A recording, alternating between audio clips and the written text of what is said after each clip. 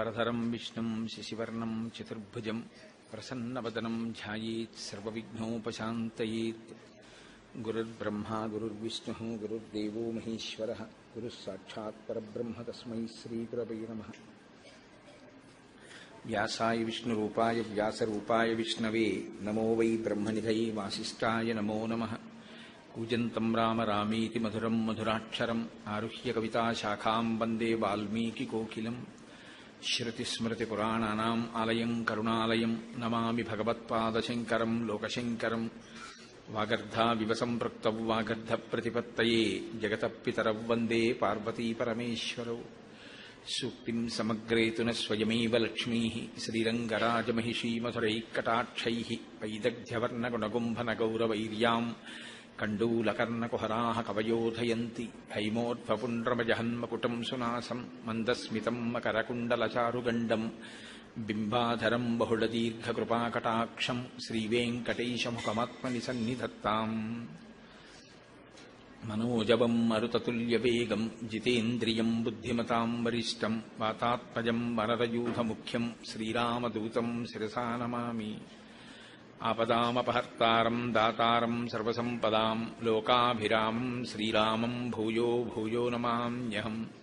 सिन्दूरारुणविग्रहां त्रिनयनां माणिक्यमौलिस्फुरत्तारानायकशेखरां स्मितमुखीं आपीनवक्षोरुहां पाणिभ्याम् अळिपूर्णरत्नचषकं रक्तोत्पलं बिभ्रतीं सौम्यां रत्नघटस्थरक्तचरणां ध्यायेत् परेदम्बिकाम्। हरि ओम పరమేశ్వర స్వరూపైన సభకి నమస్కారం. ఈనాడు నృసింహ జయంతి, చాలా గొప్ప నైమిత్తిక తిథి. నరసింహస్వామి వారి అవతార విశేషం కేవలం రాక్షస సంహారం కాదు. రామచంద్రమూర్తి యొక్క అవతారం ధర్మాన్ని స్థాపించడం ఎలాగో అలాగే భక్తుడైనటువంటి వాడి మాట నిలబెట్టడం చాలా ప్రధానమైన ఉద్దేశ్యంగా మనకి కనపడుతుంది. వ్యాస భగవానుడు సంస్కృతంలో అందించినటువంటి భాగవతాన్ని పోతన గారు ఆంధ్రీకరించారు. పోతన గారు ఆంధ్రదేశంలో మహానుభావుడు, తెలుగు సాహిత్యంలో మరిచిపోవడానికి వీలు లేనటువంటి ఒక సమున్నతమైన స్థానాన్ని అలంకరించినటువంటి మహానుభావుడు. ఆయన మహాభక్తుడు, సహజ పండితుడు. ఆయన అంత గొప్ప భాగవతాన్ని ఆంధ్రీకరించింది నా శక్తితోని ఎన్నడూ చెప్పుకోలేదు. పలికిడిది భాగవతమట, పలికించు విభుండు రామభద్రుండట, నే పలికిన భవహరమగునట, పలికెద వీరుండుగాధ పలుకగనేలా అని చెప్పుకున్నారు. నేనా పలికేవాణ్ణి, రామచంద్రమూర్తి పలికిస్తున్నారు. ఏమి భాగవతమే ఎందుకు ఆంధ్రీకరించాలి అంటే, ఇది ఆంధ్రీకరిస్తే నీ శరీరమును పట్టినటువంటి పాపములు నశించిపోతాయని ఈశ్వరుడు యొక్క ఆజ్ఞ. అందుకని ఆయన చేతి పనిముట్టుని ఆయన ఎలా వాడుకుంటే అలా వాడుకోబడమే తప్ప నాకు స్వతంత్రం లేదు. కనుక ఈశ్వరుడు నన్ను భాగవతాన్ని ఆంధ్రీకరించమన్నాడు, నేను ఆంధ్రీకరిస్తున్నాను అని చెప్పుకున్నారు. ఆయన ఏమీ కోరుకున్నవారు కాదు. అచంచలమైనటువంటి ఈశ్వర భక్తి. అంతటి భక్తి తత్పరులు సాధారణంగా చాలా తక్కువగా కనపడతారు మనకు. అందులో సాహిత్యంలో భాగవతం లాంటి మహాగ్రంథాన్ని ఆంధ్రీకరించినటువంటి మహానుభావుడు అంత నిస్వార్థమై అంత గొప్ప భక్తి తత్పరుడై ఉండడం చాలా గొప్ప విషయం.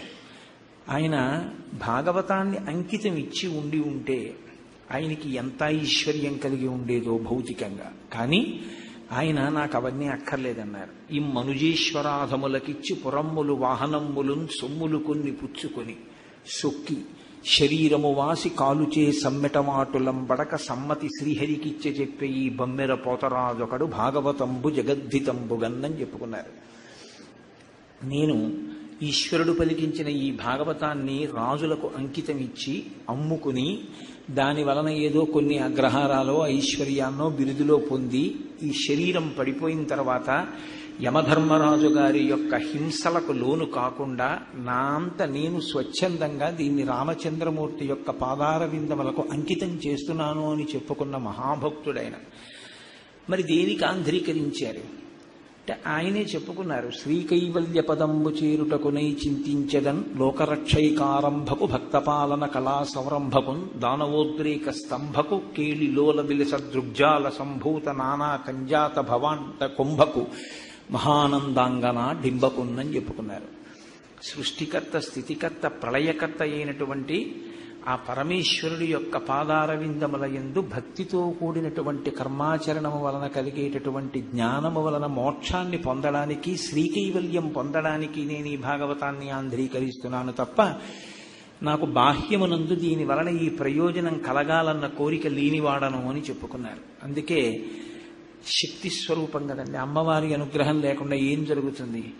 అమ్మల గన్నయమ్మ ముగురమ్మల మూలపుటమ్మ చాలా పెద్దమ్మ సురారులమ్మ కడుపారడి బుచ్చినయమ్మ తన్ను లోనమ్మిన వేల్పుటమ్మల మనంబున ఉండెడియమ్మ దుర్గమాయమ్మ కృపాబ్ధినిచ్చుట మహత్వ కవిత్వ పటుత్వ సంపదల్లని చెప్పుకున్నారు. నేను ఆ దుర్గమ్మ యొక్క అనుగ్రహంతో, ఆ తల్లి నాకు ఇచ్చినటువంటి భావ ప్రకటన స్వాతంత్ర్యంతో, ఆ అధికారంతో, ఆ శక్తితో నేను భాగవతాన్ని ఆంధ్రీకరిస్తున్నాను అని చెప్పుకున్న మహాపురుషుడు పోతన గారు. అటువంటి పోతన గారు భాగవతాన్ని ఆంధ్రీకరించినప్పుడు ఈ ప్రహ్లాదోపాఖ్యానాన్ని కూడా ఆంధ్రీకరించారు భాగవతాంతర్గతం కనుక. కశ్యప ప్రజాపతి యొక్క భార్యలలో దితి ఒకతే. ఆ దితి సంతానం హిరణ్యాక్ష హిరణ్యకశిపులు. చెప్పడానికి హిరణ్యాక్ష హిరణ్యకశిపులు అని చెప్తాం కానీ హిరణ్యకశిపుడు పెద్దవాడు, హిరణ్యాక్షుడు చిన్నవాడు. హిరణ్యాక్షుడు భగవంతుని పట్ల వ్యతిరేకమైనటువంటి ధోరణితో ధర్మమునకు హాని చేసే ప్రయత్నం చేసినప్పుడు యజ్ఞవరాహమూర్తి అయి హిరణ్యాక్షుణ్ణి భగవానుడు సంహరించాడు. రాక్షస ప్రవృత్తి అంటే ఎలా ఉంటుందో ప్రహ్లాదోపాఖ్యాన ప్రారంభంలోనే మీకు కనపడుతుంది. ఆ చనిపోయినటువంటి హిరణ్యాక్షుని యొక్క తల్లి దితి, ఆయన భార్య, బిడ్డలు ఏడుస్తున్నారు ఆ పార్థివ శరీరం ముందు కూర్చుని. హిరణ్యకశిపుడు వచ్చాడు. వచ్చి ఆయన వాళ్ళకి వేదాంతం చెప్పాడు. నీరాహార నిర్విష్ట పాంధుల క్రియన్ సంసార సంచారులు ఒత్తురు కూడి విత్తురు సదా సంగంబులీదొక్కచో శూరుల్ పోయడి త్రోవ పోయను భవత్సూనుండు తల్లి తద్వియోగమునకున్ శోకింప నీకేటికిన్ అని అడిగాడు. ఎందుకమ్మా ఏడుస్తావు? నీరాహార నివిష్ట పాంధుల క్రియన్ సంసార సంచారుల్ ఒత్తురు కూడి విత్తురు. బాగా దాహం వేసినటువంటి ఇద్దరు బాటసారులు ఒక చలివేంద్రం దగ్గర కలుసుకుంటారు. కలుసుకుని ఎవరికి దాహం వేసిందో వాళ్ళు నీళ్లు తాగుతారు, ఎవరి మానాన వాళ్ళు వెళ్ళిపోతారు తప్ప అక్కడే ఉండిపోరుగా. చలివేంద్రం దగ్గర కలుసుకున్న వాళ్ళు దాహార్తి తీరిపోయాక వెళ్ళిపోయినట్లే సంసార సంచారులు ఒత్తురు కూడి విత్తురు.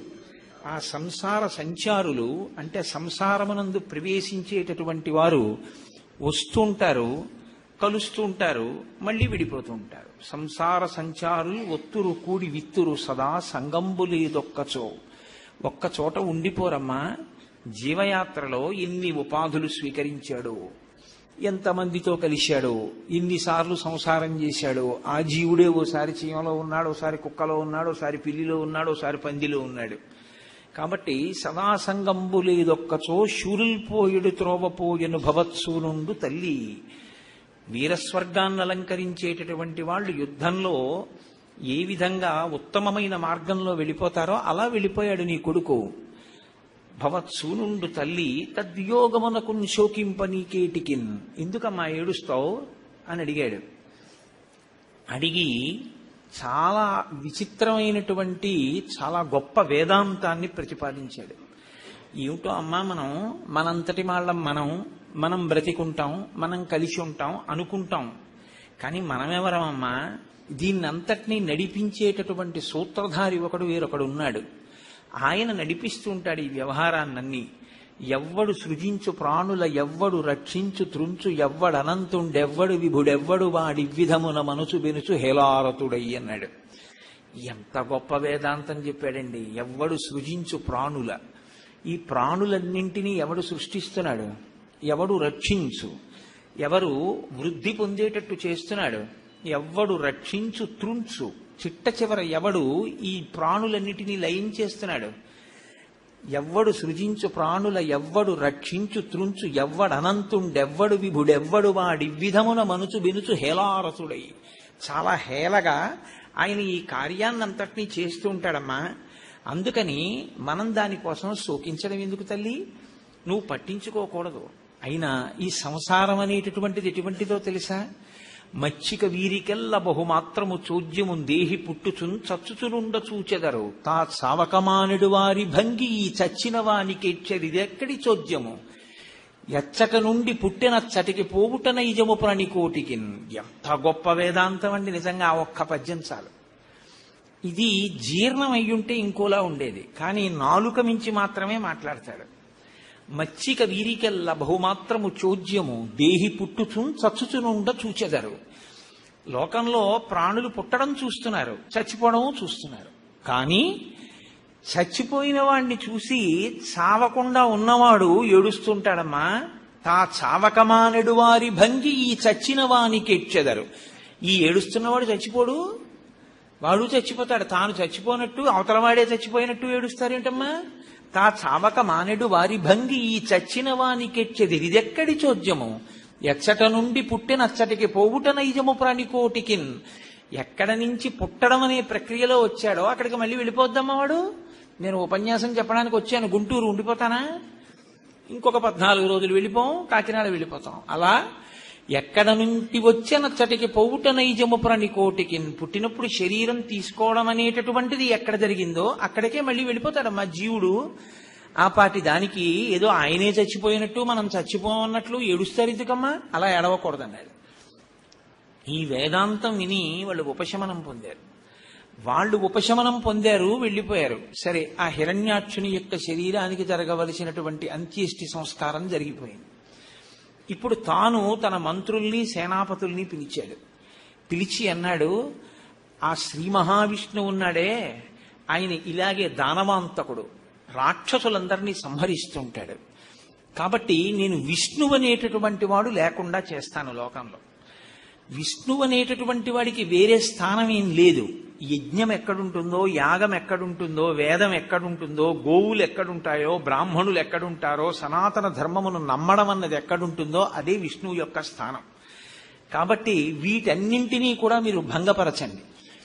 ఎవరు వేదం చదువుకుంటుంటే ఆ వేదాన్ని నాశనం చేయండి, ఎవరైనా యజ్ఞం చేస్తే యజ్ఞ భంగం చెయ్యండి అన్నాడు. ఆ కింకరుల మూకలన్నీ కూడా లోకం మీద పడ్డాయి.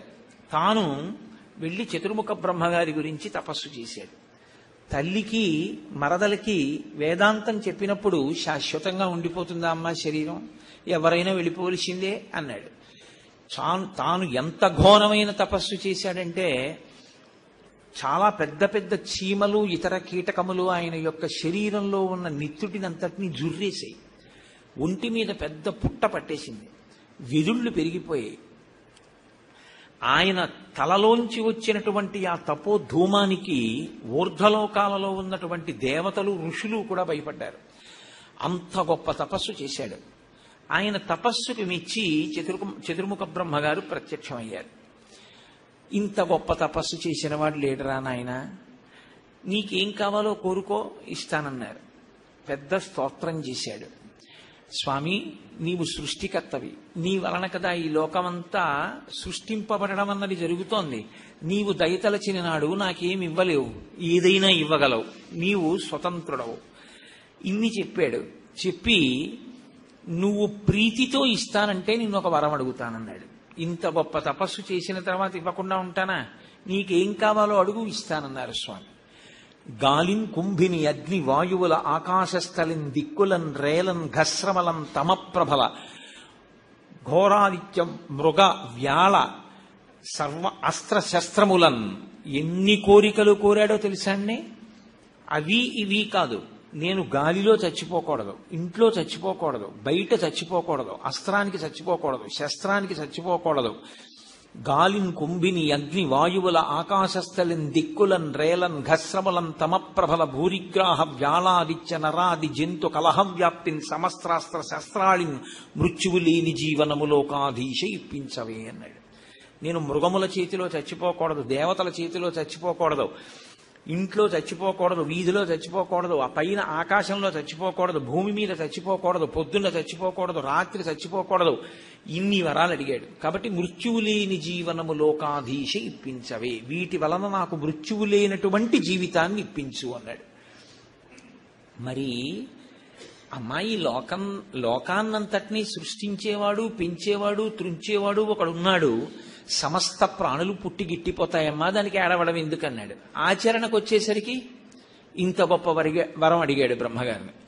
ఆయన అన్నారు, ఇత పూర్వం నన్నిటువంటి వరం అడిగిన వాడెవరూ లేడు, నీకే ఇంత గొప్ప వరం ఇస్తున్నాను, కానీ సత్వగుణంతో కూడుకున్న బుద్ధితో ప్రవర్తించు సుమా అన్నారు ఆయన. ఎందుకో తెలుసా, మృత్యువు లేదు అనేసరికి రాక్షసుడైనటువంటి వాడిలో పుట్టేటటువంటి అహంకారం, దానివల్ల వచ్చేటటువంటి ఉపద్రవం చతుర్ముఖ బ్రహ్మగారికి తెలియనిదా. కాబట్టి ఆయన ఆ మాట అన్నారు. అప్పటికి ఊరుకున్నాడు, ఇంటికి వెళ్ళిపోయాడు, సింహాసనం మీద కూర్చున్నాడు. ఇక నన్ను ఎదిరించగలిగిన వాడెవడు, నన్ను చంపగలిగిన వాడెవడు, కాబట్టి ఇప్పుడు నేను విష్ణువు ఎక్కడున్నా సరే నిగ్రహిస్తానన్నారు. విష్ణువు ఎక్కడుంటారండి? విశ్వం విష్ణు, ఆయన విశ్వం రూపంలో అంతటా వ్యాపించి ఉంటాడు. విష్ణువు అంటే వ్యాపించి ఉండేవాడు. కాబట్టి ఆయన హిరణ్యకశిపునిలో కూడా ఉన్నాడు. లోపలికి వెళ్ళడం తప్ప బయట వెతకడం చేతనైనటువంటి వాడికి ఎక్కడని దొరుకుతాడు స్వామి? అంతర్ముఖ సమారాధ్య బహిర్ముఖ సుదుర్లభ. కాబట్టి ఇప్పుడు దేవలోకానికి వెళ్ళాడు, దేవలోకాన్ని ఆక్రమించాడు, యక్ష గంధర్వ కిన్నెర కింపురుషులందరినీ ఆక్రమించాడు. వీళ్ళందరి చేత ఊడిగం చేయిస్తున్నాడు, దిక్పాలకుల చేత సేవలు చేయిస్తున్నాడు, లోకాలన్నింటినీ ఎంత భయపెట్టాలో అంత భయపెడుతున్నాడు. హిరణ్యకశిపుడు తప్ప వేరు ఈశ్వరుడు లేడు అంటున్నాడు. ఈ మిగిలినటువంటి దేవతాగణములన్నీ కూడా హిరణ్యకశిపుని యొక్క ఉద్ధతికి భయపడిపోయాయి.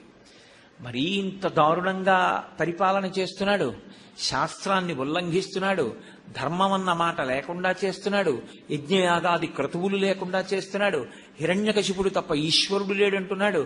ఇటువంటి వాడు మట్టు పెట్టబడేది ఇప్పుడు. ఎందుకని? సామాన్యమైనటువంటి వరాలేం కావు, అంత తేలిగ్గా మరణించేవాడు కాడు. కాబట్టి వాళ్ళందరూ శ్రీ మహావిష్ణువుని ప్రార్థన చేశారు. స్వామి నువ్వు ఎప్పుడు వచ్చి సంహరిస్తావని అడిగారు. అడిగితే స్వామి వాళ్ళకి ప్రత్యక్షమై చెప్పలేదు, ఒక్కసారి అశరీరవాణిగా వారికి వినపడింది.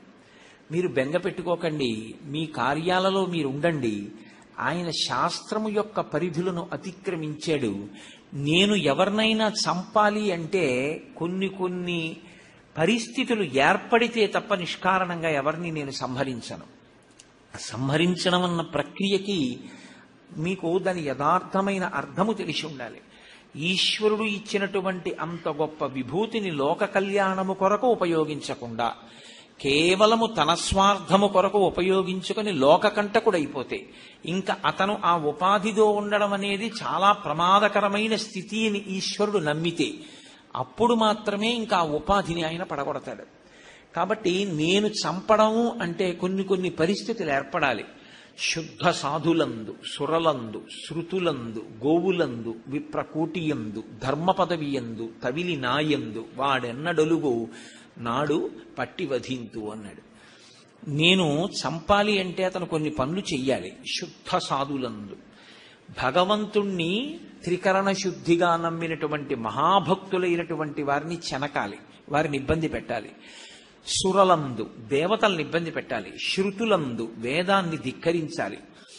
గోవులందు, గోవుల్ని బాధ పెట్టాలి. విప్రకోటి ఎందు, వేదం చదువుకుని వేదమంత్రముల చేత లోకోద్ధరణ కొరకని యజ్ఞయాగాది క్రతువులు చేసి సమాజము యొక్క అభ్యున్నతి కొరకు పాటుపడేటటువంటి బ్రాహ్మణుల పట్ల ఖేదము కలిగేటట్టుగా వారు ఇబ్బంది పడేటట్టుగా ప్రవర్తించగలిగిన బుద్ధి వ్యగ్రత ఏర్పడాలి. కాబట్టి గోవులందు, విప్రకోటి ఎందు, ధర్మ పదవి ఎందు, ధర్మానికి వ్యతిరేకంగా ప్రవర్తించడం మొదలు పెట్టాలి, లేదా ధర్మం తెలిసున్నా అనుష్ఠించడం అతను మానేయాలి. కాబట్టి ధర్మ పదవి ఎందు, తవిలి నాయందు, చిట్ట చివరకు అసలు ఈశ్వరుడెవడు, నేనే ఈశ్వరుణ్ణి అని ఈశ్వరుణ్ణి తిరస్కరించేటటువంటి ధోరణి ప్రబలాలి. ఇటువంటి పరిస్థితులు ఏర్పడితే ఆనాడు మాత్రమే నేను పట్టి చంపుతాను. హిరణ్యకశిపుడు బ్రహ్మగారి వలన పొందినటువంటి వరముల చేత ఇప్పుడు అటువంటి గర్వంతోటే ప్రవర్తిస్తున్నాడు. కాబట్టి నేను అతన్ని పడగొడతాను. కొద్ది కాలంలోనే అతని కడుపున పరమభక్తుడైనటువంటి వాడు, సమాజంలో ఈశ్వరుణ్ణి చూడగలిగినటువంటి ప్రజ్ఞావంతుడు పుడతాడు. అంత మర్యాదస్తుడైనటువంటి ప్రహ్లాదుడనబడేటటువంటి ఆ పిల్లవాడి జోలికి వెడతాడు. ఆయన్ని చాలా బాధలు పెడతాడు. అటువంటి బాధలు ఎప్పుడు పెట్టాడో అప్పుడు నేను వచ్చి హిరణ్యకశిపుణ్ణి సంహరిస్తాను. ఆ ప్రహ్లాదుడు సామాన్యమైనటువంటి వ్యక్తి కాడు. ఎందుచేత అంటే గుణనిధియకు ప్రహ్లాదుని గుణములనేకములు కలవు, గురుకాలమునన్ గణితింప నశక్యములు, ఫణిపతికి బృహస్పతికి భాషాపతికి అంటారు. ప్రహ్లాదుడు ఎంత గొప్పవాడు, ఎంత గొప్ప గుణములు కలిగినవాడు అంటే ఆయన గుణములను చెప్పడం ఎవ్వరికీ సాధ్యం కాదుట. అన్ని గొప్ప గుణములు కలిగినవాడు, ఎవరెవరు చెప్పలేరు అన్నారు. ఫణిపతికి 1000 పడగలు ఉన్నటువంటి ఆదిశేషుడు చెప్పలేడు. బృహస్పతికి దేవగురువు అయినటువంటి బృహస్పతి చెప్పలేడు ప్రహ్లాదుడి యొక్క గుణములు. భాషాపతికి 4 ముఖములు ఉండి వేదములను నిరంతరము చదివి సృష్టి చేసేటటువంటి సరస్వతీదేవి భర్త అయినటువంటి చతుర్ముఖ బ్రహ్మగారు కూడా చెప్పలేరు. కాబట్టి అన్ని గుణములు కలిగినటువంటి వాడు, అంత మంచివాడు, భగవద్భక్తుడైనటువంటి ప్రహ్లాదుడు తన కుమారుడే అయినా ఆ భక్తిని ఓర్వలేక శమదమ సంపన్నుడు నిర్వైరుడనక ప్రహ్లాదుని రోసంబున పట్టి వాడెన్నడు ఆపన్నత కలుగచేయు నాడు పట్టి వధింతున్. తన కడుపున పుట్టిన కొడుకైనా మనోనిగ్రహము ఇంద్రియ నిగ్రహము కలిగిన వాడైనా భక్తి తత్పరుడైనా తనని వ్యతిరేకించాడన్న కారణం చేత ప్రహ్లాదుణ్ణి పట్టుకుని ఎప్పుడు హింసిస్తాడో, ఒక భక్తుణ్ణి పట్టుకుని అన్ని బాధలు పెట్టడం ఎప్పుడు మొదలు పెడతాడో అప్పుడు నేను ఆయన్ని సంహరిస్తాను అని స్వామి ప్రతిజ్ఞ చేశారు. సరే, వీళ్ళందరూ వెళ్ళిపోయారు. కాలక్రమంలో ఆయనకి ప్రహ్లాదుడు అనబడేటటువంటి కుమారుడు, 4 కుమారులు, అందులో పెద్దవాడు ప్రహ్లాదుడు. ప్రహ్లాదుడు చిన్నతనం నుంచి గొప్ప భక్తి తత్పరుడు. ఆ పిల్లవాడు విద్యాభ్యాసం చేస్తున్నాడు. ఆ విద్యాభ్యాసం చేస్తున్నటువంటి పిల్లవాణ్ణి ఒకసారి చూసి ఎంతవరకు చదువు నేర్చుకున్నాడో తెలుసుకోవాలనిపించింది హిరణ్యకశిపుడికి. ఒక రోజున పిలిచాడు. ప్రారంభంలో కొడుకు మీద పుత్ర వ్యామోహమే తప్ప, పుత్రుని యందు ప్రేమ తప్ప ప్రారంభమునందు ద్వేషం లేదు. ద్వేషం దేని వలన వచ్చిందంటే ప్రహ్లాదుడు విష్ణుభక్తి తత్పరుడు, హిరణ్యకశిపుడు అహంకార తత్పరుడు. ఇది ఇద్దరి యందు ప్రకాశించాలి. బాగా ప్రకాశిస్తే తప్ప రెండింటి మధ్య వైషమ్యం ఏర్పడదు. కాబట్టి ఇప్పుడు ఆ ప్రహ్లాదుని పిలిచి అన్నాడు, అనుదిన సంతోషణములు, జనిత శ్రమ తాప దుఃఖ సంశోషణములు, తనయుల సంభాషణములు, జనకులకున్ కర్ణయుగలి సద్భూషణములు అన్నాడు.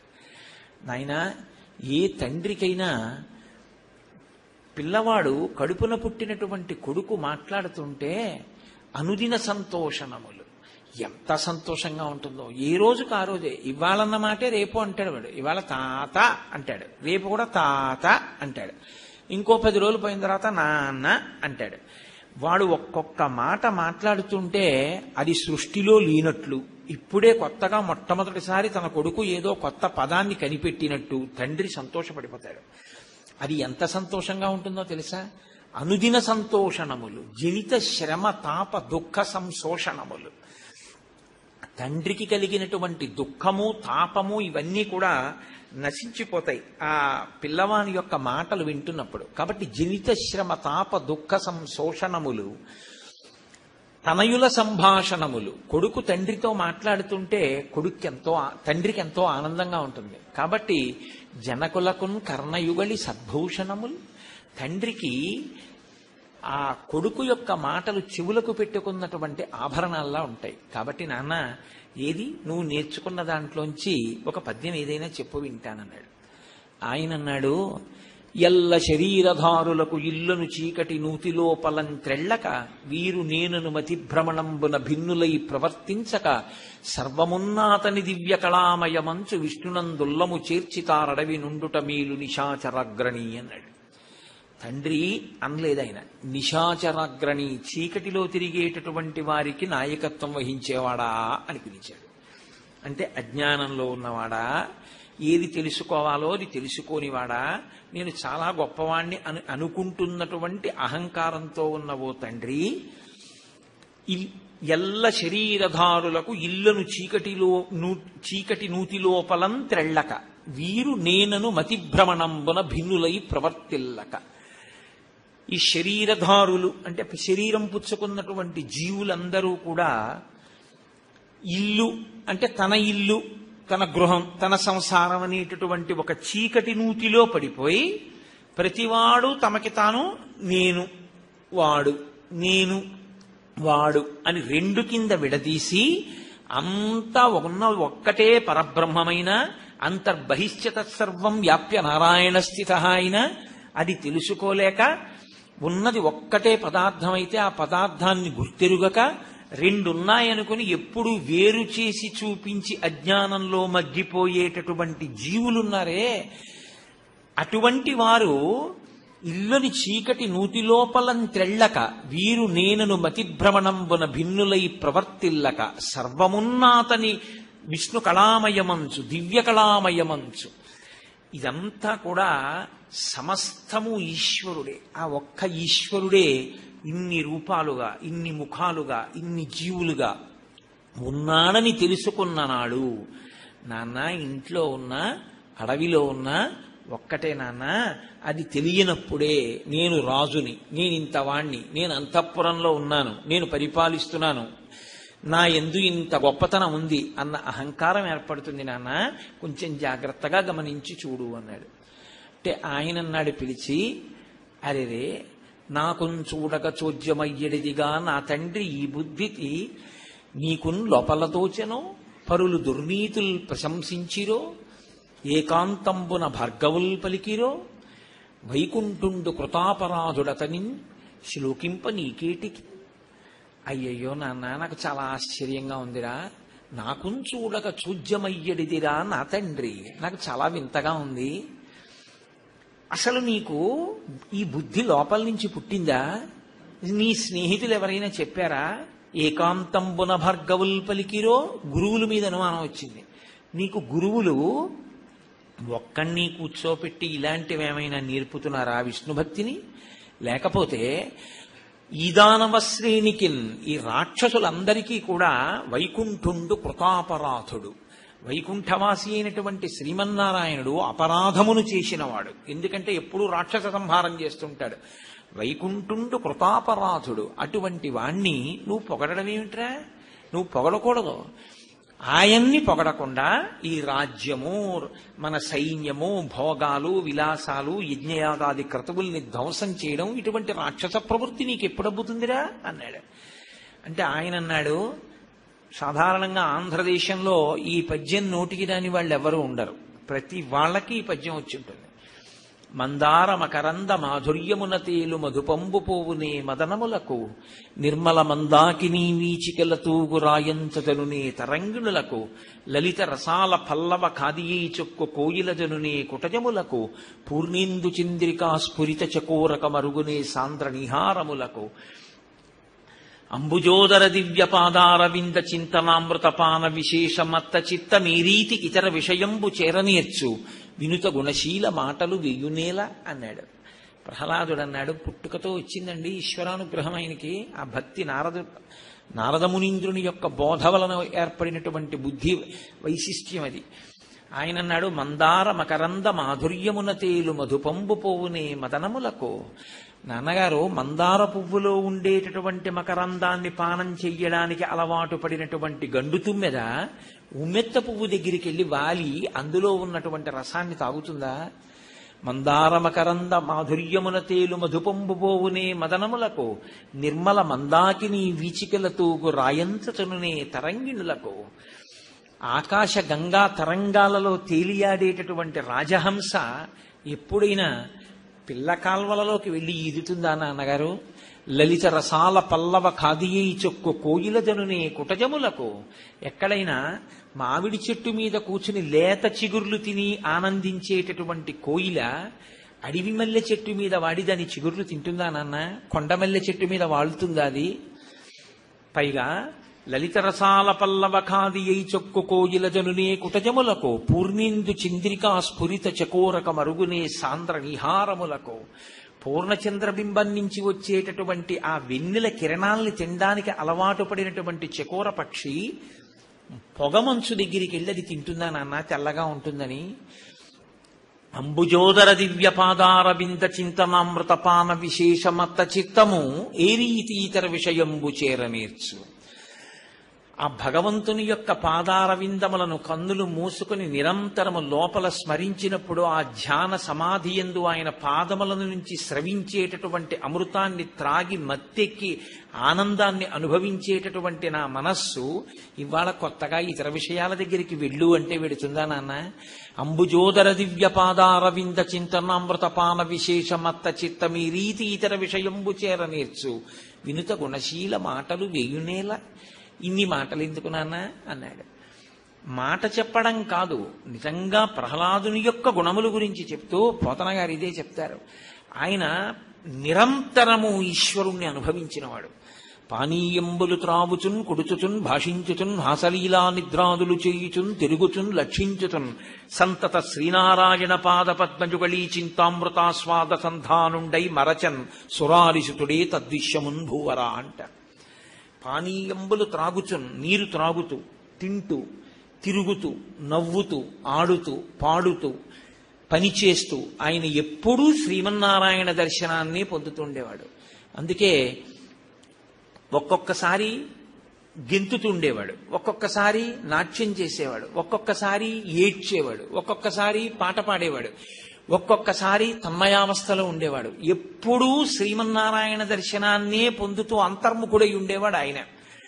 తనయందు అఖిల భూతములందు ఒక భంగి సమహితత్వంబున బరగువాడు, పెద్దల పొడగన్న భృత్యునికైవడి చేరి నమస్కృతులు చేయువాడు, కన్నుదోయికి అన్య కాంతలడ్డంబైన మాతృభావన చేసి మరలువాడు, దైవతములంచు గురువుల తరచువాడు, సకుల ఎడ సోదర స్థితి జరుపువాడు, లీలలందున బొంకులు లేనివాడు, లలిత మర్యాదుడైన ప్రహ్లాదుడధిప అంటారు పోతన గారు.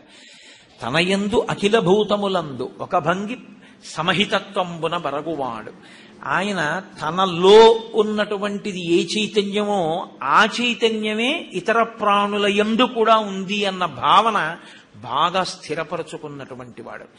తన ఆకలి ఎటువంటిదో ఒక కుక్క ఆకలి కూడా అలాగే ఉంటుందని, తన నిద్రాకాలిక సుఖం ఎలా ఉంటుందో ఇతర ప్రాణుల యొక్క నిద్రాకాలిక సుఖం కూడా అలాగే ఉంటుందని, తనకి దెబ్బ తగిలితే బాధ ఎలా ఉంటుందో ఇతర ప్రాణులకు తగిలినటువంటి దెబ్బ వలన కలిగిన బాధ కూడా అలాగే ఉంటుందని.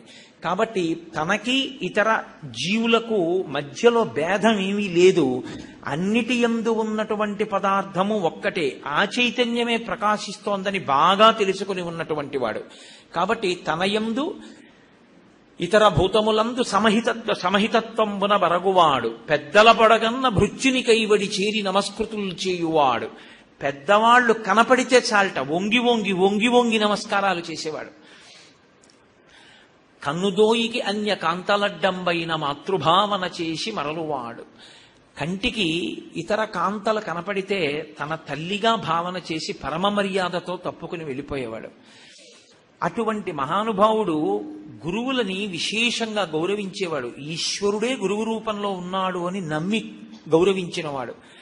సఖులు అంటే తన స్నేహితుల్ని సోదరులతో సమానంగా భావించాడు. ఆయన లీలలందున బొంకులు లేనివాడు, ఎప్పుడు పరిహాసానికి కూడా అబద్ధం చెప్పనటువంటి వాడు. లలిత మర్యాదుడైన ప్రహ్లాదుడధిప, ఎంతో మర్యాద కలిగినటువంటి వాడు ప్రహ్లాదుడు. కాబట్టి ఇటువంటి ప్రహ్లాదుడు ఎప్పుడూ భగవంతుని యొక్క ఆనందాన్ని అనుభవించడం అనేది జరుగుతుండే విషయం. కాబట్టి అంబుజోదర దివ్యపాదార వింద చింతనామృతపాన విశేషమత్త చిత్తమే రీతి ఇతర విషయంబు చేరనేర్చు. వినుత గుణశీల మాటలు వేయునేలా అంటాడు. ఇది హిరణ్యకశిపుడికి ఇష్టమైనటువంటి పని. ఆయనకి నా అంతవాణ్ణి నేన అంటూ ఉంటాడు. ప్రహ్లాదుడు ఇదంతా ఈశ్వరుడి యొక్క చిద్విలాసం అంటాడు. కాబట్టి ఇద్దరికీ పడదు. ఇప్పుడు గురువులు చూశారు, తండ్రికి కోపం పెరుగుతోంది, కొడుక్కి సంతోషం పెరుగుతోంది.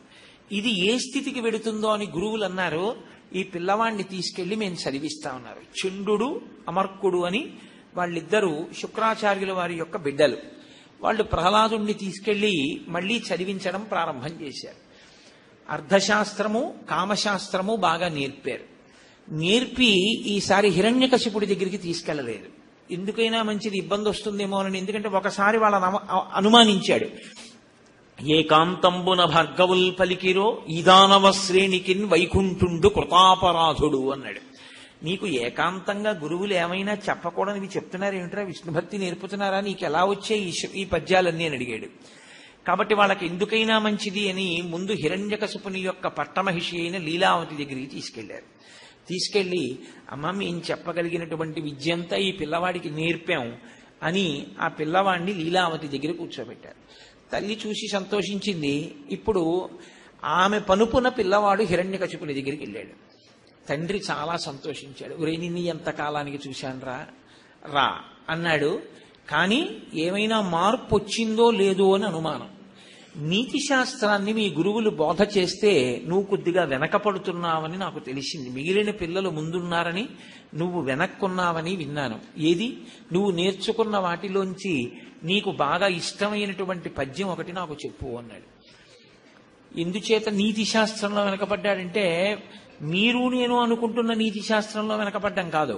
ఆయన అనుకునేది ఏమిటంటే రాక్షస నీతి నేర్పాలి శుక్రాచార్యుల వారి బిడ్డలు. రాక్షస నీతిని మిగిలినటువంటి పిల్లలు బాగా నేర్చుకుంటున్నారు. ఈయనో భక్తితో వెనకబడుతున్నాడు. ఆ రాక్షస నీతి ఈయనకి రావట్లేదు. అందుకని నువ్వు వెనకపడుతున్నావని విన్నాను. ఒక తండ్రిగా ఇది నాకు ఖేదకారణం. ఏది ఓ పద్యం చెప్పు అన్నాడు. అంటే ఆయన అన్నాడు, ఇప్పటి వరకు గురువులు అనుకున్నారు మనం అర్థశాస్త్రం కామశాస్త్రం నేర్పాం కదా, ఇదే చెప్తాడులే అనుకున్నారు. పాపం వాళ్ళు తీసుకెళ్లేటప్పుడు చెప్పారు కూడా, ఒరేయ్ మేమేం చెప్పామో అదే చెప్పు తప్ప నువ్వు సొంతంగా మీ నాన్న దగ్గరికి వెళ్ళిన తర్వాత కొత్త కొత్తవి చెప్తున్నావు, అలాంటివి ఏం చెప్పకు. మీ తండ్రికి మా మీద అనుమానం వస్తోంది, మేమేమి నేర్పామో అవే చెప్పు మీ నాన్న అడిగినప్పుడు అన్నారు. తప్పకుండా నేర్పుతాను, అవే చెప్తానన్నాడు. ఎరా నీకు గురువులు బాగా నేర్పించారా, నేను ఏవి చెప్పమన్నానో అవి చెప్పారా అని అడిగాడు. నాన్నగారు మీరు ఏవి చెప్పమన్నారో గురువుగారు అవి చెప్పారు. గురువుగారు చెప్పవలసినవి గురువుగారు చెప్పారు, నేను నేర్చుకోవలసింది నేను నేర్చుకున్నాను. చదివించిరి ననుగురువులు చదివితి ధర్మార్థముఖ్య శాస్త్రంబులునే చదివినవి కలవు పెక్కులు చదువులలో మర్మమెల్ల చదివితి తండ్రి అన్నాడు. చదివించిరి నన్ను గురువులు, నాన్నగారు గురువులు నన్ను చదివించవలసినవి చదివించారు. చదివితి ధర్మార్థముఖ్య శాస్త్రంబులునే చదివినవి కలవు పెక్కులు, ధర్మార్థ శాస్త్రములు నేర్పించారు, ఇతర శాస్త్రములు నేర్పించారు. నేను చదువుకున్నవి చాలా ఉన్నాయి నాన్నగారు, నే చదివినవి కలవు పెక్కులు చదువులలో మర్మమెల్ల చదివితి తండ్రి అన్నాడు. చదువులలో ఉండేటటువంటి మర్మాన్ని నేను బాగా తెలుసుకున్నాను నాన్నగారు. అసలు చదువుల యొక్క సారాంశం ఏమిటో అది నాకు బాగా బోధపడింది అన్నాడు. ఆయనకి ఏదో కించిత్ అనుమానం కలిగి ఉంటుంది, గురువుగారు నేర్పారు నాకు చదువులలో మర్మం తెలిసింది అంటున్నాడు ఏమిటని. ఏమో ఒకవేళ ఈసారి గురువులు చెప్పిందే నేర్చుకున్నాడేమో. ఏది నువ్వు నేర్చుకున్నది ఒక్క విషయం చెప్పు అన్నాడు. తను హృద్భాషల సఖ్యమున్ శ్రవణమున్ దాసత్వమున్ ఇలా ఈశ్వరుణ్ణి 9 విధాలైన భక్తితో సేవించిన వాడెవరుంటాడో, శ్రవణం కీర్తనం విష్ణోహ స్మరణం పాదసేవనం అర్చనం వందనం దాస్యం సఖ్యం ఆత్మనివేదనం అంటారు మూలంలో వ్యాసుల వారు. కాబట్టి తనుహృద్భాషల సఖ్యమున్ శ్రవణమున్ దాసత్వమున్ అలా అర్చనాదులు చింతయు సంకీర్తనల్ అనేది 9 భక్తిభావముల సర్వేశున్ హరిన్ నమ్మి సజ్జనుడయ్యుండుట యుక్తమంతు తలచున్ కంబు దైత్యేశ్వర అన్నాడు.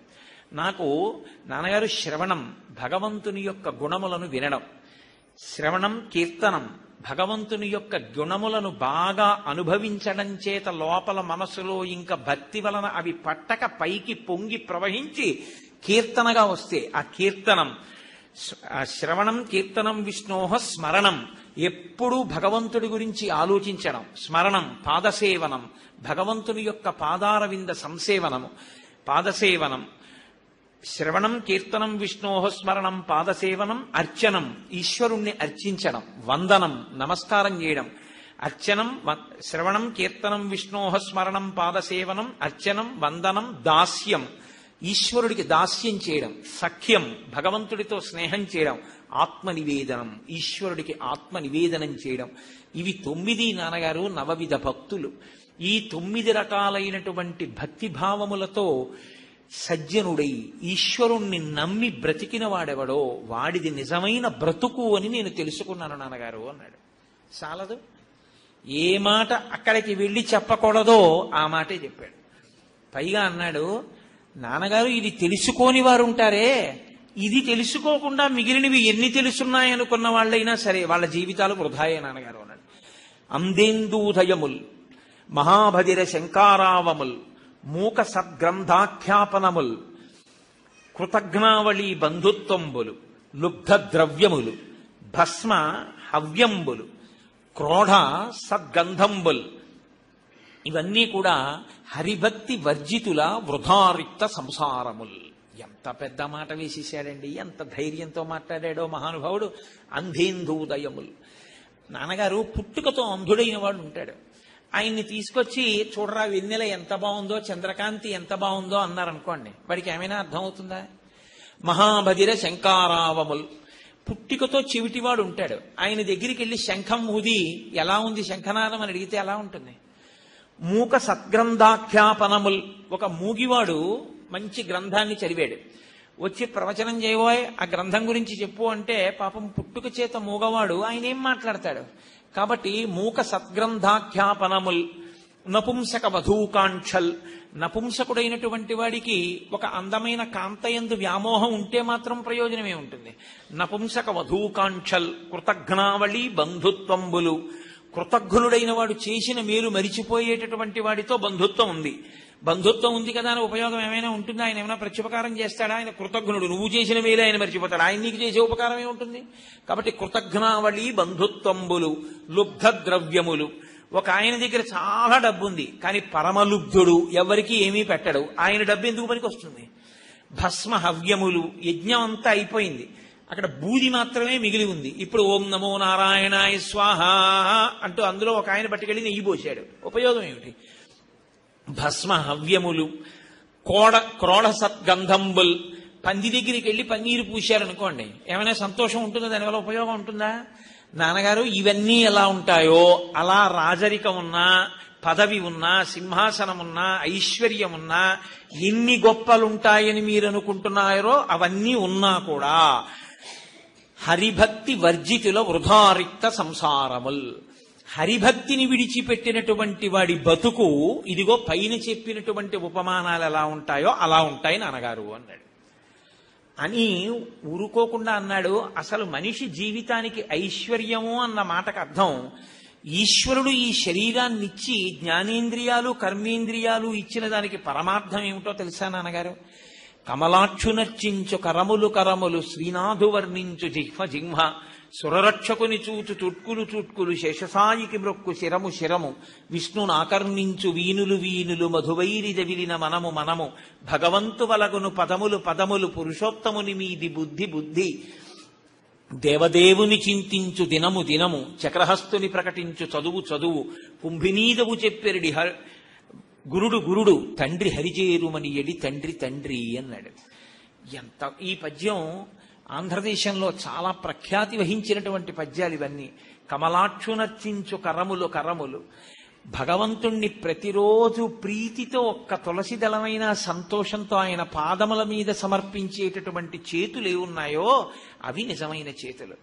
కమలాక్షునర్చించు కరములు కరములు శ్రీనాథు వర్ణించు జిహ్వ జిహ్వ.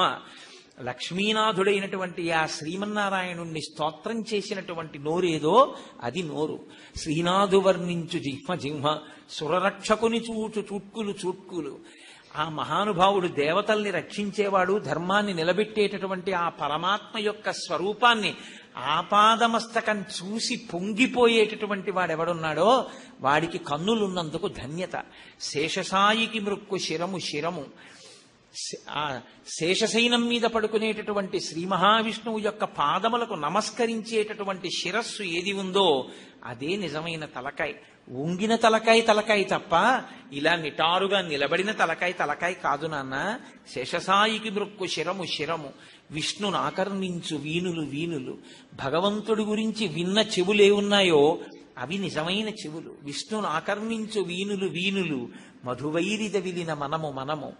మధువైరి, మధువుకి శత్రువైనటువంటి ఆ శ్రీమన్నారాయణుని లోపల స్మరించేటటువంటి మనసేదుందో అదే నిజమైన మనస్సు. కాబట్టి మధువైరిద విలిన మనము మనము భగవంతు వలగును పదములు పదములు భగవంతుడి దర్శనం చేద్దాం, ప్రదక్షిణం చేద్దామని తిరిగేటటువంటి కాళ్ళు ఏమున్నాయో అవే నిజమైన కాళ్ళు.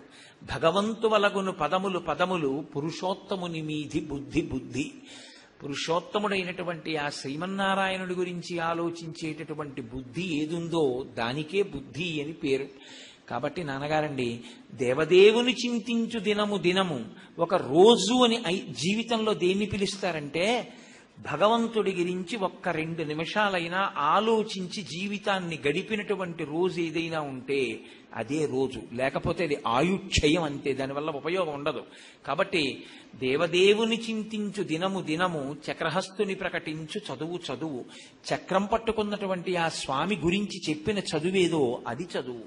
చక్రహస్తుని ప్రకటించు చదువు చదువు, కుంభినీదవు చెప్పెడి గురుడు గురుడు. ఆ భగవంతుడి గురించి చెప్పినటువంటి వాడెవరో ఆయన గురువు. తండ్రి హరిజేరుమనియడి తండ్రి తండ్రి. ఒరే, నువ్వు భగవంతుణ్ణి చేరుకోరా అని విష్ణు భక్తి నేర్పిన వాడు ఉంటాడే, వాణ్ణి తండ్రి అని పిలుస్తారు నాన్నగారండి అన్నాడు. ఎలా ఉంటుందండి హిరణ్యకశిపుడికి?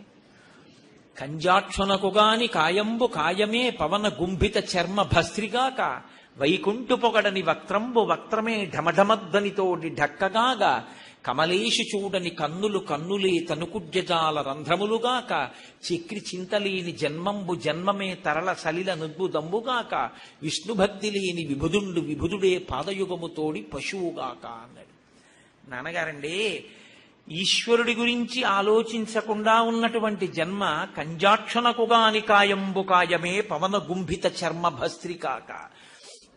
భగవంతుని యొక్క సేవకి పనికిరానటువంటి ఈ శరీరం ఒక శరీరమా? ఈ శరీరం 9 రంధ్రములతో కూడి వాయువులు నింపుకున్న తోలు తిత్తి.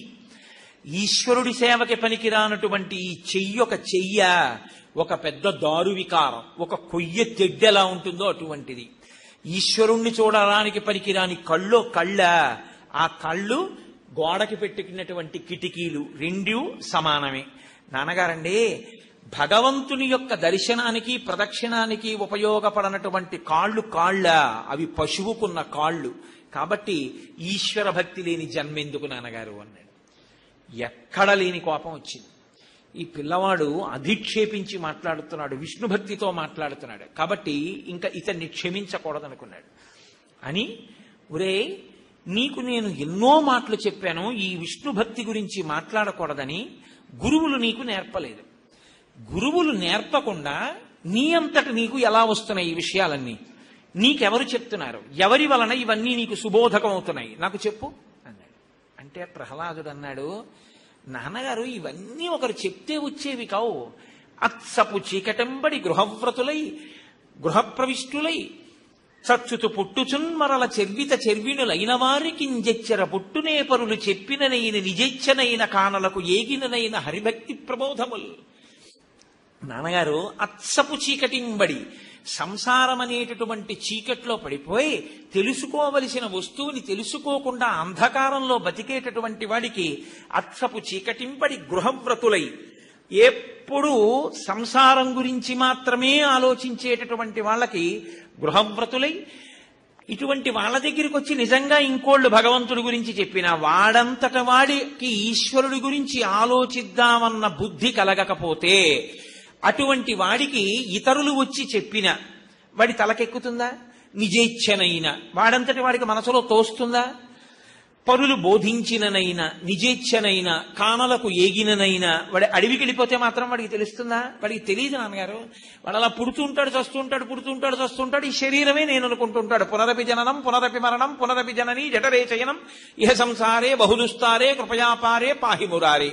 కాబట్టి నాన్నగారు, అత్సపు చీకటింబడి గృహవ్రతులై విషయ ప్రవిష్టులై చచ్చుచు పుట్టుచున్మరల చెర్విత చెర్విణులైన వారికి జెచ్చెర పుట్టునే ఇతరులు చెప్పిననైన నిజేచ్ఛనైన కానలకు ఏగిననైన హరిప్రబోధముల్. అటువంటి వాళ్ళకి చీకట్లో పడి పుట్టి చచ్చి ఇదే నేననుకుని శరీరం వంక చూసి వ్యామోహంతో సంసారంలో బతికి ఆఖరికి శరీరాలు విడిచిపెట్టి మళ్లీ పుచ్చుకోవడానికి అలవాటు పడిపోయినటువంటి జీవులకి ఒకరు చెప్తే మాత్రం వస్తుందా నాన్న? నా అంతవాణ్ణి నేనంటాడు కానీ అర్థం అవుతుందా? ఏమిటి పిచ్చి నాన్న, చెప్తే వస్తుంది అనుకుంటున్నావా? ఈశ్వరానుగ్రహం ఉంటే, తెలుసుకోవాలన్న జిజ్ఞాస ఉంటే ఇలాంటివి తెలుస్తాయి నాన్న అన్నాడు. ఇది ఎవరి మీదకి వెళ్ళి పడింది ఈ పిడుగు? ఎక్కడ లేని క్రోధం వచ్చింది హిరణ్యకశిపుడికి. ఈ పిల్లవాడు చెప్పిన మాట వింటలేదు కాబట్టి ఈ పిల్లవాడిని వెంటనే సంహరించండి అన్నాడు. కడుపున పుట్టినటువంటి కొడుకుని సంహరించమని ఎవరనరు, కానీ విష్ణు భక్తి కలిగినటువంటి పిల్లవాణ్ణి సహించలేక ఈ పిల్లవాణ్ణి చంపేయండి అన్నాడు. తను చావకుండా వరాలు కోరుకున్నాడు, ఇప్పుడు ఈ పిల్లవాణ్ణి చంపేయమన్నాడు. ఆ పిల్లవాణ్ణి తీసుకెళ్లారు రాక్షసులు, శూలాలతో పొడుస్తున్నారు. కంచికామకోటి పీఠాధిపతులు చంద్రశేఖర పరమాచార్య స్వామి వారు సన్యాసం స్వీకరించగానే ఆయనకి పాఠాలు నేర్పడం కోసమని దూరంగా ఒక పల్లెటూరు తీసుకెళ్లి అక్కడ కూర్చోపెట్టి గురువులు ఆయనకి పాఠం చెప్పారు. ఎందుకంటే ఆయన 13వ ఏటే సన్యాసం తీసుకోవాల్సి వచ్చింది అనుకోని పరిస్థితుల్లో. అప్పటికి ఆయనకి ఏమీ రాదు పాపం, ఆయనే చెప్పుకున్నారు. అందుకని గురువులు అక్కడికి తీసుకెళ్లి కూర్చోపెట్టి నేర్పడం మొదలుపెట్టారు. ఆయన మొట్టమొదట భాగవతం విన్నప్పుడు ఆయన చెప్పుకున్నారు, నాకన్నిటికన్నా నా జీవితంలో నన్ను కదిపేసినటువంటి పద్యం ఇదే అని చెప్పుకున్నారు భాగవతంలో. తన్ను నిశాచరుల్ పొడువ దైత్యకుమారుడు మాటిమాటికో పన్నగశాయి ఓ ధనుజభంజన ఓ జగదీశ ఓ సర్వాపన్న శరణ్య అంచు నుతిగించు కాని తా కన్నుల నీరుతాడు భయకంప సమేతుడు కాడు భూవరా. దయతో చూశాట రాక్షసుల వంక, పాపం వాళ్ళకేం తెలియదు, పిచ్చివాళ్ళు ఇలా ప్రవర్తిస్తున్నారు అనుకున్నట్ట. తనని చంపుదామనుకున్న వాళ్ళ మీద కూడా దయ చూపించినటువంటి ఆ ప్రహ్లాదుని యొక్క గుణములకు నేను ముగ్ధుణ్ణయ్యాను గురువులు చెప్తుంటే అన్నారు పరమాచార్య స్వామి. కాబట్టి తన్ను నిశాచరుల్ పొడువ తీసుకొచ్చి శూలాలతో పొడుస్తున్నారు, గదలతో ప్రహారం చేస్తున్నారు, కత్తులతో నరుకుతున్నారు పిల్లాన్ని, విషాన్నం పెడుతున్నారు, పావులతో కరిపిస్తున్నారు, ఏనుగులతో తొక్కిస్తున్నారు, అగ్నిహోత్రంలో తోస్తున్నారు, ఆభిచారిక హోమాలు ప్రయోగిస్తున్నారు, కొండ శిఖరాల మించి కిందకి దొల్లించేస్తున్నారు, ఇనప ముళ్ళ మధ్యలో పడుకోపెట్టి వాటితో నొక్కుతున్నారు, నవరంధ్రములను మూసేసి ఊపిరాడకుండా చేస్తున్నారు, అన్నం పెట్టడం మానేశారు, చీకటి కొట్లో పారేశారు, మంచినీళ్ళు ఇవ్వడం మానేశారు, కొరడాలతో కొట్టారు.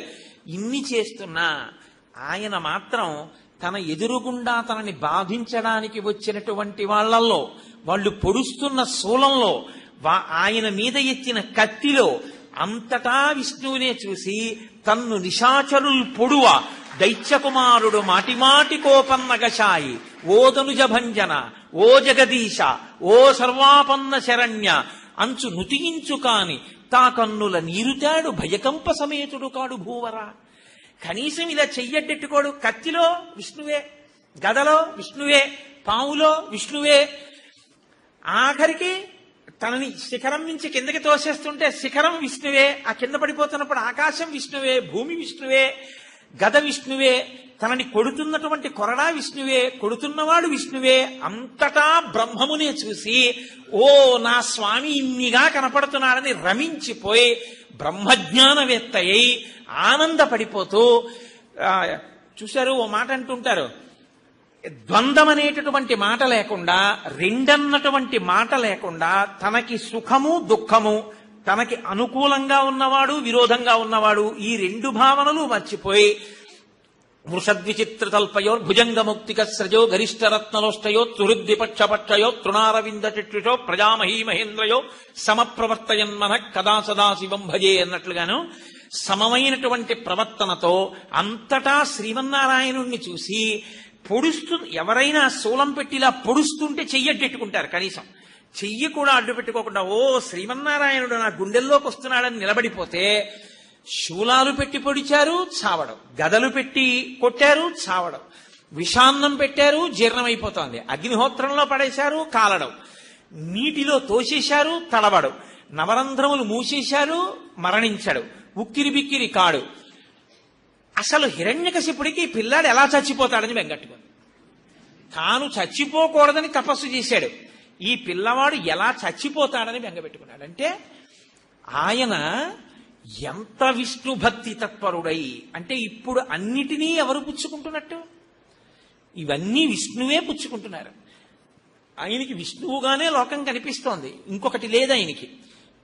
ఈ స్థితిలో గురువులు జోక్యం చేసుకుని ఇంత హింస పెడుతున్నాడు ఈ పిల్లవాడిని, మేము తీసుకెళ్లి మళ్ళీ పిల్లవాడికి కామశాస్త్రం, వివాహం అయిపోయినటువంటి వారికి నేర్పవలసినటువంటి ధర్మాలు నేర్పుతాం, కాబట్టి మెల్లిగా ఈ పిల్లవాడికి వివాహం చేస్తే ఏమైనా దారిలో పడతాడేమో చూస్తామని తీసుకెళ్లి పాఠాలు చెప్పడం మొదలుపెట్టారు. గురువులు వాళ్ళకి కూడా ఏదో సొంత పని, ఒక వ్యవహారం ఉంటాయి కదండి. గురువులు ఎప్పుడైనా అటు వెళ్ళగా చూసి ప్రహ్లాదుడు ఒక రోజున రాక్షస పిల్లలందరినీ పిలిచి కూర్చోపెట్టి వాళ్ళందరికీ ఆయన బోధ మొదలెట్టాడు. రే నాయనా, మీ జన్మ పాడైపోతోందిరా, గురువు గారు చెప్పినటువంటి పాఠాలు మీరు వింటున్నారు, కానీ ఆయన దగ్గర ఉన్న గొప్ప గుణం ఏమిటో తెలుసా అండి? గురువు గారు పాఠం చెప్తుంటే గురువు గారిని మాత్రం మీరు ఇలాంటివి చెప్పకూడదనేవాడు కాదు. ఆయన ఎప్పుడు అనేవాడు కాదు. ఏ పగిది వారు చెప్పిన ఆపగిదిని చదువు కాని ఇట్టిట్టని ఆక్షేపింపడు తానన్ని నిరూపించిన విద్యలనుచు మహామనీషన్ అన్నారు పోతన గారు. నిరూఢ మహామనీషన్. ఆయన గురువు గారు చెప్పకూడని పాఠం చెప్తున్నా, ధర్మ వ్యతిరేకమైన బోధ చేస్తున్నా, హిరణ్యకశిపుడే సర్వస్వం, అసలు భగవంతుణ్ణి కొలవకూడదు అని చెప్తున్నా, ఏ పగిది వారు చెప్పినా ఆ పగిదిని చదువు కాని వాళ్ళు ఎలా చెప్తున్నారో అలాగే చదివేవాడంతే. గురువు గారిని మనం అధిక్షేపించకూడదు. కాబట్టి గురువుల్ని మాత్రం ఎప్పుడు అధిక్షేపించేవాడు కాదు. ఇప్పుడు ఈ పిల్లలందరినీ కూర్చోపెట్టుకుని చెప్పడం మొదలుపెట్టాడు. ఒరే నాయనా, జీవితం అంటే ఏమిటో తెలుసా? 100 సంవత్సరములు ఉంటుంది. 100 సంవత్సరములలో ప్రతి మనిషి కూడా 12 గంటలు పగలు ఉంటే 12 గంటలు రాత్రి ఉంటుంది. కాబట్టి జీవితంలో సగభాగం ప్రతివాడు నిద్రపోతాడు. కాబట్టి 50 సంవత్సరాలు నిద్రకు వెళ్ళిపోయాయి. ఇంకా మిగిలినటువంటిది 50 ఏళ్ళు. ఈ 50 ఏళ్లలో అమాయకత్వం, శిశుత్వం, బాల్యం, వీటికి 25 ఏళ్లు పోతుంది. ఇక మిగిలినది 25 ఏళ్లు. ఈ 25 ఏళ్లే మనిషి దారుఢ్యంతో ఉంటాడు, ఒంట్లో ఓపిక ఉంటుంది. కానీ ఈ ఓపిక ఉన్న సమయాన్ని భగవంతుణ్ణి అధిక్షేపించడానికి, ధర్మశాస్త్రాల్ని వ్యతిరేకించడానికి, ఈశ్వరుడు పెట్టినటువంటి నియతితో కూడిన వేదాన్ని అతిక్రమించి ప్రవర్తించడానికి మనం ఉపయోగిస్తే మనం భయంకరమైన స్థితిలోకి వెళ్ళిపోతాం. ఒక్కసారి ఈ ఉపాధి పుచ్చుకుని మనం ఏదైనా విషయం తెలుసుకోవాలి అంటే తెలుసుకోగలిగినటువంటి బుద్ధి ప్రకాశించేటటువంటి శరీరంలోకి రావాలి అంటే అంత తేలిక కాదు. ఈ పుట్టడం కూడా అంత తేలిగ్గా పుట్టేటటువంటి విషయం కాదు. ఎంత కష్టపడిన తరువాత ఈ శరీరం వస్తుందో తెలుసా? 9 నెలలు కటిక చీకట్లో అమ్మ కడుపులో అలా పడుకుని ఉండాలి. 9 మాసంబులు తల్లి గర్భమున నానారోతలంచిక్కి నాకు అవకాశం విషుమంతలేక పడితిన్ కష్టముల్ భీతితో 9 మాసంబు ఘటిల్లే చాలునిక ఆ గర్భవాసము నివసింపున్ పని తీర్చి కావుమికనన్ నీ సత్కృపం శంకర. ఈశ్వర, చీకటి, తల పైకి తల కిందకి, కాళ్ళు పైకి, అక్కడే మలమూత్ర విసర్జనం, నాభిగొట్టంలోంచి అమ్మ తిన్నదే లోపలికి వెళ్ళడం, లోపల పడిశం పట్టడం, దగ్గు రావడం, అతిసారం రావడం, ఆ మలమూత్రముల్లోంచి పుట్టినటువంటి క్రిములు కురికేస్తుండడం, ఇన్ని బాధలు పడ్డాము. ఇన్ని బాధలు పడి లోపల శరీరం పెరిగిపోతే అమ్మ కడుపు ఇరుగ్గా ఉండి అటు ఇటు కదలడానికి చోటు లేక ఒళ్ళు తిమ్మిర్లెక్కిపోతే కళ్ళు తెరిచి చూద్దామంటే గాఢాంధకారం. అటువంటప్పుడు ఈశ్వరుణ్ణి ప్రార్థన చేస్తే మహానుభావుడు ప్రసూతి వాయువై బయటికి తోసేశాడు. ఈ ఒక్కసారి శరీరం ఇవ్వవయ్యా, దీంతో నిన్ను సేవించి నిన్ను చేరుకుంటానంటే బయటికి వచ్చాడు. మలమూత్రంబులతో మహాభయముతో మాతృస్తనాపేక్షతో చలమూర్ఖత్వముతో సదాభ్రమతతో చాంచల్య చిత్తంబుతో బరువైనట్టి కపజ్వర గ్రహ మహాబాల్యామయ శ్రేణితో కలనైనంచ తమ చింతలేక చెడితిన్ కామ్యార్థినై శంకర.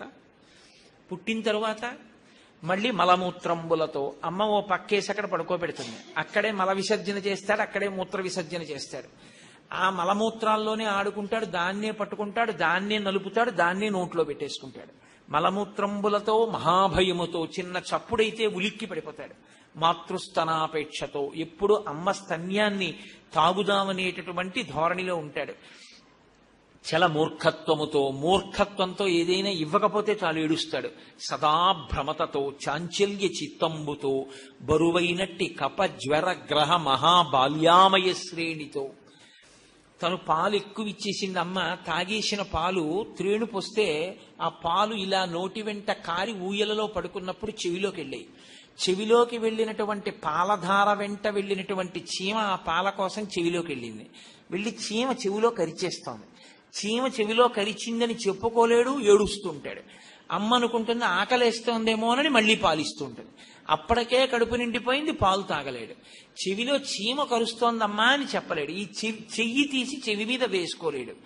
జ్వరంగా ఉంటుంది, అమ్మ నాకు జ్వరం అని చెప్పలేడు. ఒంట్లో పడిశం పట్టేస్తుంది, ముక్కు కారిపోతూ ఉంటుంది, ఒళ్ళంతా నొప్పులుగా ఉంటుంది, అమ్మ నాకు ఒళ్ళు నొప్పులుగా ఉందమ్మా అని చెప్పలేడు. బరువైనట్టి కప జ్వర గ్రహ మహాబాల్యామయ శ్రేణితో కలనైనంచి తమ చింతలేక చెడితిన్ కామ్యార్థినై శంకర. ఆ బాల్యం అంతా అలా గడిచిపోయింది. బాలక్రీడలు సల్పుచున్ బడులలో పాఠంబు వల్లించుచున్ బాలోద్యానక బోధనాది విధమున్ బాగొప్పనాలించుచున్ లీలానాటక సూత్రకేల మిగతా ప్రార్థించుచున్ గుచ్చితిన్. ఆ చిన్నతనం వచ్చింది అంటే ఎప్పుడూ ఆ ఉద్యానవనాల్లో ఆడుకుంటూ ఆ తరగతి గదుల్లో ఉపాధ్యాయులు చెప్పినటువంటి పాఠాలు వింటూ అలా కాలం గడిపేశాడు. గడిపేసిన తర్వాత ఏమైంది? అప్పుడు బాలప్రాయము నీదు చింతనుగం ప్రారంధమా శంకర. ఆ బాలప్రాయంలో ఈశ్వరుణ్ణి ఎప్పుడూ అసలు తెలుసుకునేటటువంటి అవకాశం లేకుండా పోయింది. యవ్వనం వచ్చింది. యవ్వనమంకురించగనమది అన్యుల నెట్టులనాశ్రయించుటో జీవికి విత్తమే భువిని శాశ్వతమంచు అదిట్లు కూర్చుటో పరమ పావనులంచు పరిపాలకులం నుతియించుటెట్టులో ఎయ్యది ఏది దారి అని ఎంచుచుబుచ్చితి నయ్యశంకర. యవ్వనం వచ్చిన దగ్గర నుంచి 4 రూపాయలు ఒంట్లో ఓపికండగా సంపాదించుకోవాలని అధికారులని స్తోత్రం చేయడంతోనే కాలమంతా గడిచిపోయింది. బాలస్తావత్ క్రీడాసక్త తరుణస్తావత్ తరుణీసక్త వృద్ధస్తావత్ చింతాసక్త పరసే బ్రహ్మణి కోపినసక్త. ఇంకా ఈశ్వరుడి గురించి ఆలోచించడానికి సమయం ఏది? సరే, వెళ్ళిపోయే కాలం వచ్చేసింది. కాయము వీడి జీవుడతి కంపిత చిత్తతనేగుచుండవో నాయనయంచు ఎచ్చు నిజనందన నందినులైన గాని కందోగిని భస్మముల్ తొలుత దుఃఖమహంబురి సొచ్చుపత్నియున్ కాయము వీడి రారు కదా చేసిన పుణ్యము కర్మము తప్ప శంకర. శరీరాన్ని విడిచిపెట్టి అతి కష్టం మీద జీవుడు అతి కష్టంతో విడి బాధతో బయటికి వెళ్ళిపోతుంటే ఆ శరీరం మీద పడి భార్య ఏడుస్తుంది, పిల్లలు ఏడుస్తారు తప్ప కాయము వీడి జీవుడతి కంపిత చిత్తత నీగుచుండ ఓ నాయనయంచు ఎచ్చు నిజనందన నిందునిలైన కాని కడుపున పుట్టిన కూతుళ్ళు కొడుకులు ఏడుస్తారు. కందోగిని భాష్పములు తొలుత దుఃఖమహంబుది సొచ్చు పత్నియున్ కళ్ళ వెంట ధారలు కారిపోతూ భార్య ఏడుస్తూ అక్కడ నిలబడుతుంది. వీళ్ళందరూ భార్య ఇంటి వీధి గుమ్మం వరకు, కూతురు రోడ్డు వరకు, కొడుకు శ్మశాన వాటిక వరకు. నీతో వచ్చేవాడెవరు? కాయము వీడి రారు కదా. వాళ్ళు వాళ్ళ శరీరాలను విడిచిపెట్టి నీతో రారుగా. చేసిన కర్మము పుణ్యము తప్ప శంకర. నువ్వు చేసుకున్న పాపపుణ్యాలేవో అవేగా నీతో వచ్చేవి. కాబట్టి సమయం అయిపోతోందిగా, 100 ఏళ్లేగా. 100 ఏళ్లలో చాలా కాలం అయిపోయిందిగా, వృధా అయిపోయిందిగా. మరి ఇంకా ఏముంటుందని మీరు ఇలాగా కాలాన్ని గడిపేస్తున్నారా? బంగారపు రజను మట్టిలోనే దొరుకుతుంది, గనిలో. స్వర్ణకారుడు బాగా తప్పం చేసి మట్టిని వేడి చేసి బంగారాన్ని పుచ్చుకుంటాడు. అలా మీరు బాగా శాస్త్రాన్ని మధించి చేరుకోవలసినటువంటి ఈశ్వరుణ్ణి చేరుకునే ప్రయత్నం చెయ్యాలిగా. మీరు చేసేటటువంటి కర్మల వలన అర్థం వస్తుంది, కామము తీరుతుంది. కానీ మోక్షము రావాలి అంటే జ్ఞానం ఒక్కటే సాధనం. ఆ జ్ఞానము కలగాలి అంటే శాస్త్రాన్ని అధ్యయనం చెయ్యవలసి ఉంటుందిగా. మనకి గురువుగారు నేర్పుతున్నటువంటి శాస్త్రం మనకి మోక్షాన్ని అందించగలిగినటువంటి శాస్త్రం కాదు కదా. కాబట్టి మీరు ఇప్పటికైనా ఈశ్వరుడు గురించి తెలుసుకునేటటువంటి ప్రయత్నం చెయ్యండి. ఆ భగవంతుడే 5 కర్మేంద్రియాలు, 5 జ్ఞానేంద్రియాలు, 5 తన్మాత్రలో ఇన్ని వికారములతో కూడిన సంఘాతంగా ఈ శరీరాన్ని తయారు చేశాడు. ఋతువంతమైనటువంటి ఈ శరీరంలో ఉండి దీన్ని సాధనంగా వాడుకుని ఇది పడిపోయే లోపల మళ్ళీ ఇలాంటి శరీరంలోకి రావలసిన అవసరం లేని స్థితిని పొంది పునరావృత్తి రహిత శాశ్వత శివ సాయుధ్య స్థితి కొరకు నారాయణుని యందు ప్రవేశించాలి తప్ప మనం ఇటువంటి చదువులు చదువుకుని ఇలా జీవితాన్ని వృధా చేసుకుని రాక్షస కార్యక్రమాల్లో తిరిగితే దాని వలన మనం పొందేటటువంటి లబ్ధి ఏముంటుంది? మళ్ళీ తిరిగి హీనోపాధుల్లోకి వెళ్ళిపోతాం. అందుకని నా మాట వినండి. భక్తి ఒక్కటే మనిషిని జ్ఞానం వైపుకి తీసుకెళ్లగలిగిన సాధనం. అంతటా నిండి ఉన్నవాడు శ్రీ మహావిష్ణువే. కాబట్టి మనం ఆయన్ని స్తోత్రం చేద్దాం, మనందరం కలిసి ఆయన్ని కీర్తిద్దాం రండి అన్నాడు. పిల్లలందరూ కలిసి భగవన్నామం భగవద్భజన మొదలుపెట్టారు. గురువులు వచ్చి చూశారు. అమ్మ బాబోయ్, వీడికేదో నేర్పుదాం అనుకుంటే మిగిలిన పిల్లలకు కూడా విష్ణు భక్తి నేర్పుతున్నాడని భయపడి ఆ పిల్లవాడిని హిరణ్యకశిపుడి దగ్గర ప్రవేశపెట్టారు. నాయనా, నీ కొడుక్కి మేమేదో పాఠాలు నేర్పగలము అనుకుని ఆశపడ్డాం, కానీ నీ కొడుక్కి మేము పాఠాలు నేర్పడం ఏమో కానీ వాడు మిగిలిన పిల్లల్ని పాడు చేసేస్తున్నాడు. కాబట్టి ఇటువంటి పిల్లవాడు తులసి వనంలో గంజాయి మొక్క పుట్టినట్టు పుట్టాడు. నిజానికి ఆయన గంజాయి వనంలో తులసి మొక్క. కాబట్టి ఈ పిల్లవాడిని ఏం చేసుకుంటావో నీ ఇష్టం అన్నారు. ఎక్కడ లేని ఆగ్రహం వచ్చింది. సహజం కదండి, మరి రాదు. ఆయన హిరణ్యకశిపుడు, ఆగ్రహం రాక ఏమొస్తుంది? ఆయన అన్నాడు, అంతటా ఉన్నటువంటి వాణ్ణి నేనే, అందరినీ శాసించేవాణ్ణి నేనే. నువ్వు తెల్లవారి లేస్తే చూస్తున్నావు, వాయువు కూడా నా అనుమతి లేకుండా గట్టిగా వీచడానికి భయపడతాడు. సూర్యుడు నా అనుమతి లేకుండా గట్టిగా ప్రకాశించాడు. దిక్పాలకులందరినీ శాసిస్తున్నాను. విష్ణువన్నవాడు అసలు ఎప్పటి నుంచో నేను యుద్ధం చేద్దాము అని చూస్తే కనపడకుండా అదృశ్యమైపోయాడు. అటువంటి విష్ణువు ఉన్నాడు ఉన్నాడు అని నువ్వంటున్నావు, లేడు లేడు అని నేనంటున్నాను. నీకు ఎవరి అండ చూసుకుని నువ్వు ఇలా ప్రవర్తిస్తున్నావో నాకు తెలియదు. గురువులా నీకు నేర్పలేదు. వజ్జలు నేర్పని ఈమది మజ్జాతుడవైన నీకు మరియవ్వరిచే నుజ్జానమయ్య బాలక తజ్జనులం పేరుకొనము తగ నామ్రోలన్. గురువులు చెప్పనటువంటి ఈ విద్య నీకెవరి వల్ల వచ్చింది? నువ్వు ఎవరి అండ చూసుకుని ఇంతగా ప్రగల్భాలు పలుకుతున్నావు? నిన్నెవడు కాపాడతాడనుకుంటున్నావు? ఎవరు చూపించి ఎవరు నీ వెనకాల బలం ఉన్నాడు అనుకుంటున్నావో నాకు చెప్పు అన్నాడు. ఆయన అన్నాడు, నాన్నగారు నాకు బలం ఏమిటండి? బలయుతులకు దుర్బలులకు బలమెవ్వడు, నీకు నాకు బ్రహ్మాదులకు బలమెవ్వడు, ప్రాణులకును బలమెవ్వండట్టివాడు బలమ సురేంద్ర అన్నాడు. నాకు బలం ఏమిటి? నాకు బలం, నీకు బలం, సమస్త భూతములకు బలం. లోకంలో బలమన్న మాట ఉండడానికి బలం ఎవడో వాడు నాకు బలం నాన్నగారు. తప్ప ఎవడు బలం అంటారేమిటి? బలం ఇచ్చేవాడు బలమైన వాడు ఒక్కడే ఉన్నాడు, వాడు తప్ప ఇంకోటి లేదు. ఇప్పుడు ఈ మాట మీరు అడగడానికి మీకు కూడా బలం వాడే, నాకు బలం వాడే, తప్ప ఇంకొకడు లేడు. కాబట్టి నా మాట నమ్మండి అన్నాడు. అని అయ్యయ్యో నాన్నగారు మిమ్మల్ని చూస్తే నాకు చాలా జాలేస్తోందండి. ఎందుచేత అంటారేమో, మీరు లోకంలో మిగిలిన శత్రువులందరినీ, కంటికి బాహ్యంలో కనపడేటటువంటి వాళ్ళందరినీ జయించారు. కానీ లోపల ఉన్నటువంటి 6 శత్రువుల్ని మాత్రం మీరు గెలవలేకపోయారు. నిజంగా మీరు కానీ ఆ 6 శత్రువుల్ని జయించగలిగి ఉంటే మీకు ఇవాళ ఇలా విరోధ భావన, రెండున్నాయనేటటువంటి భావన కలిగి ఉండేటటువంటిది కాదు. ఆ 6 శత్రుల ప్రభిన్నుల చేసిన ప్రాణికోటిలో మీకు విరోధి లేడొకడు నిర్పున చూడుము దానవేశ్వర. లోకములన్నీయున్ గెలిచినాడవు, ఇంద్రియానీకము చిత్తమున్ గెలువనేరవు. నిన్ను నిబద్ధు చేయు భీషణ శత్రులార్వుర ప్రభిన్నుల చేసిన ప్రాణికోటిలో నీకు విరోధి లేడొకడు నిర్పున చూడుము దానవేశ్వర.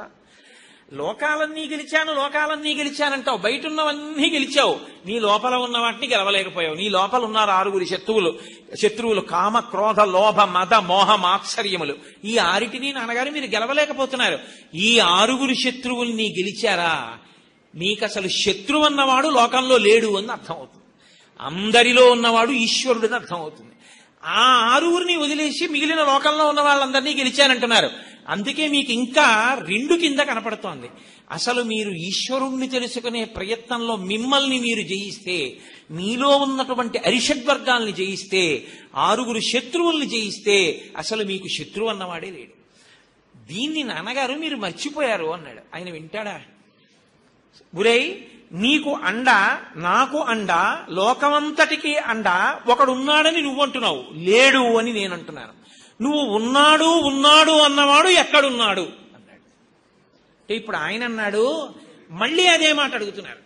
ఎక్కడున్నారు అని అడుగుతారేంటి? ఎక్కడ లేడు అని అడగాలి. ఆయన అన్ని చోట్ల ఉన్నాడు. ఇందుకలడు అందులేడని సందేహము వలదు చక్రి సర్వోపగతుండెందెందు వెనకి చూచిన అందందే గలడు దానవగ్రని వింటే. ఇక్కడున్నాడు ఇక్కడ లేడు అని చెప్పడం కుదరదు. ఆయన నువ్వు జాగ్రత్తగా నాన్నగారు మీరు దృష్టి పెట్టి చూస్తే, బుద్ధితో పరిశీలిస్తే, ఇందుకలడందు లేడని సందేహము వలదు చక్రి సర్వోపగతుండ్, అంతటా నిండి నిబిడీకృతమైపోయి ఉన్నాడు. ఉన్నది ఆయన ఒక్కడే. ఆయనే ఉంటే మనకి అనేకంగా కనపడుతోంది తప్ప అనేకము లేవు, ఒక్కటే ఉంది. ఆ మట్టితోటే మూకుడు చేశారు, మట్టితోటే గరిటె చేశారు, మట్టితోటే ప్రమిద చేశారు. మనకి ప్రమిదలు, గరిట్లు, మూకుళ్ళు, గిన్నెలు, కుండలు ఇన్ని కనపడుతున్నాయి. కానీ నామరూపములుగా ఉన్నది నామరూపములు కాదు, యథార్థమునకు ఈశ్వరుడే. ఈశ్వరుడే ఉన్నాడు. జగన్ మిథ్య, బ్రహ్మ సత్యం నాన్నగారు. మీకు ఇది తెలియట్లేదు, మీరు నామరూపముల దగ్గర నిలబడిపోతున్నారు మాయ చేత. కాబట్టి ఆయన గురించి మీరు జాగ్రత్తగా పరిశీలిస్తే అసలు ఆయన లేని ప్రదేశం లేదు, అంతటా నిండి ఉన్నాడు అన్నారు. ఇప్పుడు ఇది ప్రహ్లాదుడికి పరీక్ష కాదు, మీరు ఇది పట్టుకోవాలి నరసింహోపాఖ్యానంలో. ఇది ప్రహ్లాదుడికి పరీక్ష కాదు, ఈశ్వరుడికి పరీక్ష. ఎందుకో తెలుసా అండి? తన భక్తుడేమంటున్నాడు? ఇందుగలడందులేడని సందేహము వలదు చక్రి సర్వోపగతుండు అంటున్నాడు. అంతటా ఉన్నాడు అంటున్నాడు. అంతటా ఉన్నాడు అని ప్రహ్లాదుడంటే ఎక్కడా లేడు అని హిరణ్యకశిపుడు అంటున్నాడు. ఎక్కడా లేడు అన్నవాడితో అంతటా ఉన్నాడు అయితే అంటే ఇందులో ఉన్నాడా అంటాడు, లేకపోతే ఇందులో ఉన్నాడా అంటాడు, లేకపోతే ఇందులో ఉన్నాడా అంటాడు. ఏదైనా చూపించవచ్చు. ఈ చూపుడు వేలు దేని మీదకైనా వెళ్ళి నిలబడచ్చు. ఆయన చూపుడు వేలు దేని మీద నిలబడుతుందో దాంట్లోంచి సాకారంగా బయటికి రావాలి. సగుణ నిర్గుణాసాతు ద్విధాప్రోక్త మనీషిభి సగుణ రాగిభి సేవ్య నిర్గుణాతు విరాగిభి అంటారు వ్యాసుల వారి దేవి భాగవతంలో. నిర్గుణమై నిరంజనమై అఖిల ప్రపంచంలోనూ కూడా వ్యాపించి ఉన్నటువంటి పదార్థము ఏది ఉన్నదో ఆ పదార్థము ఇప్పుడు ఒక రూపంతో పైకి వచ్చి కనపడాలి. ఇప్పుడు అది ఒక రూపంతో వచ్చి కనపడింది అనుకోండి, ఏ రూపంతో పడితే ఆ రూపంతో రాకూడదు. ఎందుకని? ఆయనకి వరాలున్నాయి. అవి సామాన్యమైనటువంటి వరాలేం కాదు. గాలిం కుంభిని అగ్ని అంబువుల ఆకాశస్థలిన్ దిక్కులన్ రేలన్ ఘస్రములం తమ ప్రభల భూరిగ్రాహ వ్యాలాదిత్య నరాది జంతు కలహ వ్యాప్తిన్ సమస్త్రాస్త్ర శస్త్రాళిన్ మృత్యువు లేని జీవనములోకాధీశ ఇప్పించవే. వీటికి అన్నిటికీ మినహాయింపుగా రావాలి, వచ్చి హిరణ్యకశిపుణ్ణి మట్టు పెట్టాలి. కాబట్టి అన్ని చోట్ల ఉన్నాడు అని ప్రహ్లాదుడు అంటున్నాడు, ఎక్కడా లేడు అని హిరణ్యకశిపుడు అంటున్నాడు. ఇప్పుడు హిరణ్యకశిపుడి చూపుడు వేలు ఎక్కడికొచ్చాగుతుందో అక్కడి నుంచి బయటికి రావాలి భగవంతుడు. కాబట్టి ఇప్పుడు ముందెవరు సిద్ధపడ్డారట? ఆయన వచ్చేయడం కోసమని ఈ బ్రహ్మాండమంతటా ఒక ఆకృతిని ధరించి సిద్ధంగా ఉన్నట్ట. చూపుడు వేలు ఎక్కడాగితే అక్కడి నుంచి బయటికి రావాలని. హరి సర్వాకృతులంకలండనుచు ప్రహ్లాదుండు భాషింప ఎందును లేడు లేడనుచు దైత్యుండు తర్జింప శ్రీనరసింహాకృతి దాల్చనచ్యుతుడు నానాజంగమ స్థావరోత్కర గర్భంబుల అన్ని దేశముల ఉద్దండ ప్రభావంబునన్. అంతటా ఉన్నాడు అని ప్రహ్లాదుడు అంటున్నాడు, లేడు అని హిరణ్యకశిపుడు అంటున్నాడు. ఈ సమస్త బ్రహ్మాండము ఒక పెద్ద నారసింహం అయిపోయింది. ఇప్పుడు చూపుడు వేలు ఎక్కడ పెడతాడో అక్కడి నుంచి ఆ నృసింహాకృతి బయటికి రావడానికి సిద్ధంగా ఉంది. ఇప్పుడు బ్రహ్మాండముగా లేదు, బ్రహ్మాండమే ఒక నృసింహాకృతిని పొందిందిట. ఇది పోతన గారి యొక్క దర్శనం మహానుభావుడిది. కాబట్టి ఎందును లేడు లేడనుచు దైత్యుండు తర్జింప శ్రీనరసింహాకృతి దాల్చనచ్యుతుడు నానాజంగమ స్థావరోత్కర గర్భంబుల అన్ని దేశములను దండ ప్రభావంబునన్. జంగమములు స్థావరములు అంతా కూడా ఒక పెద్ద నరసింహస్వామి యొక్క ఆకృతితో ఉంది. వేలెక్కడ పెడతాడో అక్కడి నుంచి అది బయటకు వస్తుంది.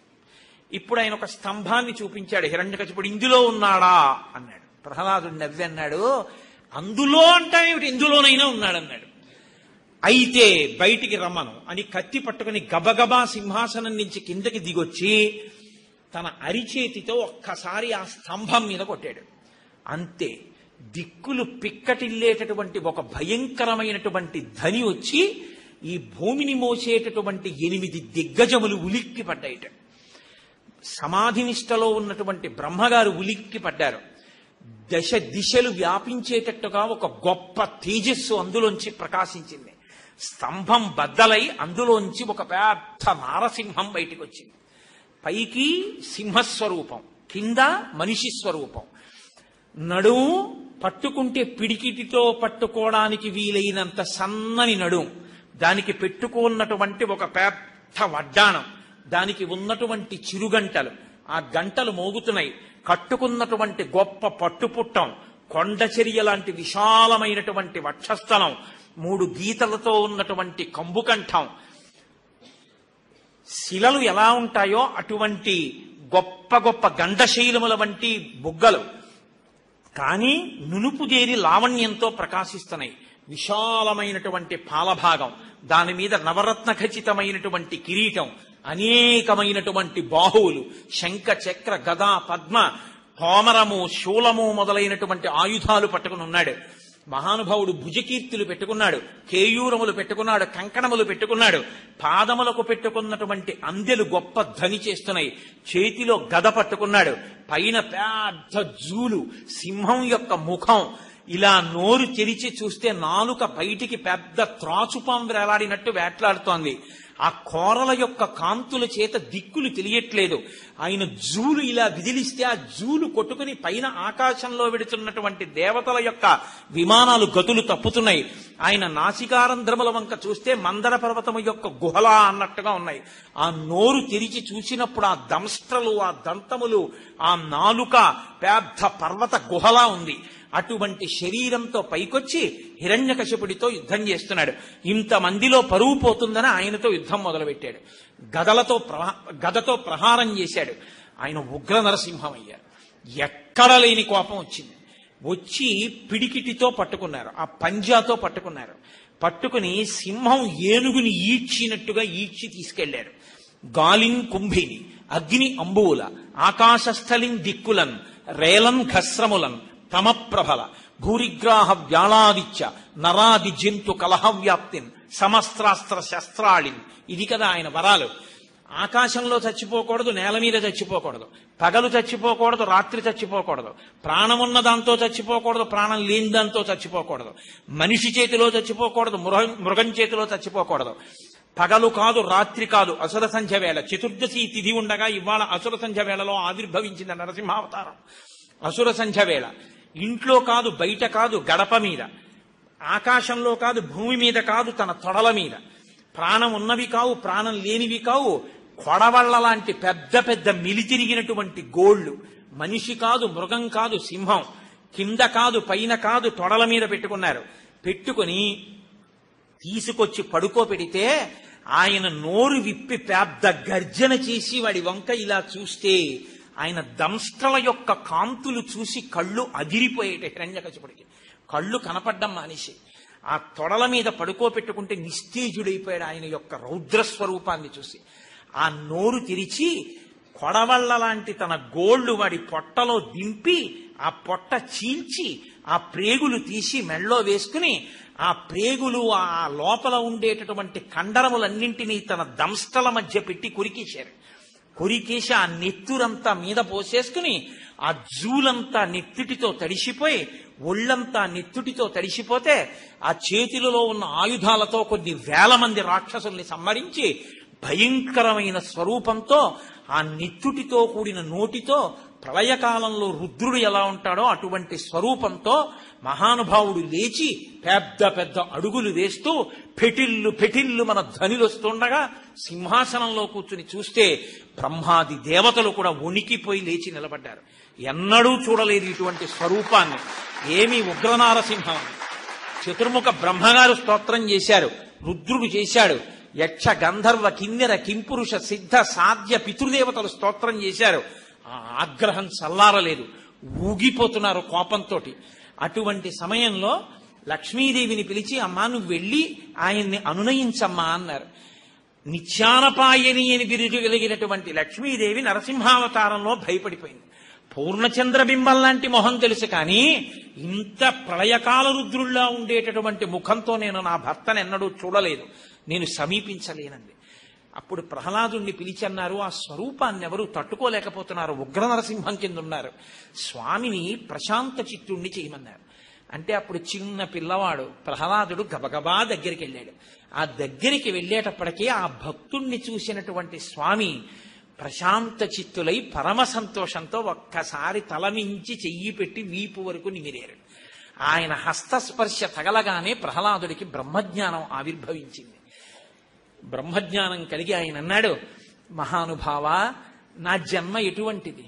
దైత్యకులంలో జన్మించాను, ఒక రాక్షసుడి కడుపున పుట్టాను, నిరంతరము నువ్వు లేవని ద్వేషించిన వాడి కొడుకుని. అటువంటి నన్ను ఇంత ప్రేమగా దగ్గరికి పిలిచి తలమించి వీపు నిమిరి నన్ను నీ తొడ మీద కూర్చోపెట్టుకుంటున్నావు. పైకి నువ్వు ఎంత కఠినమైన రూపంతో ఉన్నావో లోపల నువ్వంత వెన్నపూసలా ఉన్నావు. ఈ బ్రహ్మాది దేవతలు నిన్ను చూసి భయపడతారేమో, నేను మాత్రం నిన్ను చూసి భయపడను. ఎందుకో తెలుసా? నీకన్నా భయంకరమైనది ఒకటి నాకు తెలుసు, దాని ముందు నీ రూపం ఎంత అన్నాడు. ఆశ్చర్యపోయారు నరసింహస్వామి. నాకన్నా భయంకరమైనదా? అవును స్వామి, సంసారము నీకన్నా భయంకరమైన రూపం కలిగింది, దాని ముందు ఈ రూపం ఎంత? నాకు భయం లేదు. సంసారమనే సముద్రంలో పడిపోయిన వాణ్ణి ఉద్ధరించగలిగినటువంటి దయాళువు నువ్వు.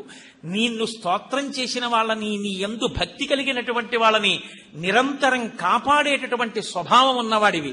ఇన్ని అకృత్యములు చేసినా నువ్వు నా తండ్రిని ఇబ్బంది పెట్టకుండా ఇన్నాళ్లకి కడతీర్చావు. స్వామి, నేను నిన్ను కోరుకునే వరం ఒక్కటే, తెలిసో తెలియకో బతికున్నన్నాళ్లు నిన్ను అధిక్షేపించినటువంటి నా తండ్రి హిరణ్యకశపుడికి ఉత్తమగతుల్ని కల్పించు. ఆయన యొక్క ఆత్మ పరిశుద్ధమైనటువంటి స్థితిని పొందేటట్టుగా నీవు అనుగ్రహించు అన్నారు. ఆయన అన్నారు, ఏనాడు నా తొడల మీద పడుకోబెట్టుకున్నానో, ఏనాడు అతని చూపులతో నా చూపులు కలిపి చూశానో, ఏనాడు నా గోళ్లతో అతని శరీరాన్ని చీల్చానో, ఏనాడు అతని కంఠనాళాలు కండరములు నవిలేనో, ఏనాడా ప్రేగులు మెళ్ళో వేసుకున్నానో, ఏనాడా రుధిర ధారలతో అభిషేకం నన్ను నేను చేసుకున్నానో, ఆనాడే ఉత్తమగతులు పొందాడు. ఆనాడే అతని పాపాలన్నీ పటాపంచలైపోయాయి. ఇప్పుడు నీ తండ్రికి ప్రేత సంస్కారం చేసి అంత్యేష్టి సంస్కారాన్ని పూర్తి చేయి. నాయనా ప్రహ్లాద, నువ్వంటే నాకు విశేషమైనటువంటి అభిమానం. ఇక్కడ నువ్వు పూర్ణాయుద్ధాయంతో ఈ రాజ్యమును పరిపాలించి తదనంతరము దుర్నిరీక్షమైనటువంటి నా యొక్క సాన్నిధ్యాన్ని నువ్వు పొందుతావు. ఈ నరసింహస్వామి వారి యొక్క ఆఖ్యానాన్ని ఎవరు వింటారో, ఎవరు ప్రసన్న మనస్కులై పరమశాంతమూర్తి అయి లక్ష్మీ సహితుడై ప్రహ్లాదుణ్ణి రక్షించినటువంటి ఆ నరసింహస్వరూపానికి నమస్కారం చేస్తారో అటువంటి వారికి అపమృత్యు దోషం పోతుంది. ఒకవేళ మృత్యువు తరువుకొస్తున్నా సరే పోతుంది. షట్కాలముల యందు నరసింహస్వామికి దర్శనము, పూజ. అసుర సంధ్య వేళలో శివాలయానికి ఒక్కదానికే దర్శనం, కానీ ఒక్క నరసింహస్వామి మాత్రం ఆ అసుర సంధ్య వేళలో కూడా నరసింహస్వామి దర్శనం చేస్తారు. అంతటి మహానుభావుడు. ప్రత్యేకించి శంకర భగవత్పాదాచార్య స్వామిని 2 మాటలు రక్షించినటువంటి అవతారం నరసింహస్వామి అవతారం. మహానుభావుడు ఒకానొకప్పుడు పరకాయ ప్రవేశం చేసి ఉభయ భారతి అడిగిందని కామ విద్యలోని మెళకువలు తెలుసుకునే ప్రయత్నం చేస్తున్నప్పుడు రాజు శరీరాన్ని కట్టెల మీద పెట్టి కాల్చేస్తుంటే 2 చేతులు కాలిపోయాయి. అప్పుడు పద్మపాదాచార్యుల వారు వెళ్లి స్తోత్రం చేస్తే శంకర భగవత్పాదులు తిరిగొచ్చి మళ్లీ తన శరీరంలోకి తాను వెడదాం అనుకున్నారు. కానీ అప్పటికే కట్టెల మీద పెట్టి కాల్చేస్తున్నారు. ఆ శరీరంలోకి ఇక శంకరులు రాకుండా రాజు శరీరంలో ఉండిపోవాలని. అటువంటప్పుడు మహానుభావుడు శంకర భగవత్పాదులు రాజు శరీరంలో నిలబడి తన శరీరం కోసం నరసింహస్వామిని ప్రార్థన చేశారు. లక్ష్మీ నృసింహమ మదేహి కరావలంబం, నా చేతులిమ్మని. అంతే. శంకరాచార్య స్వామి వారి శరీరం కాలిపోయిన చేతులు మళ్లీ వస్తే అందులోకి ప్రవేశించారు. ఆ చేతితోనే శంకర భగవత్పాదులు చిన్ముద్ర పట్టి మనందరినీ ఉద్ధరించి దక్షిణామూర్తి స్తోత్రాన్ని మనకిచ్చారు.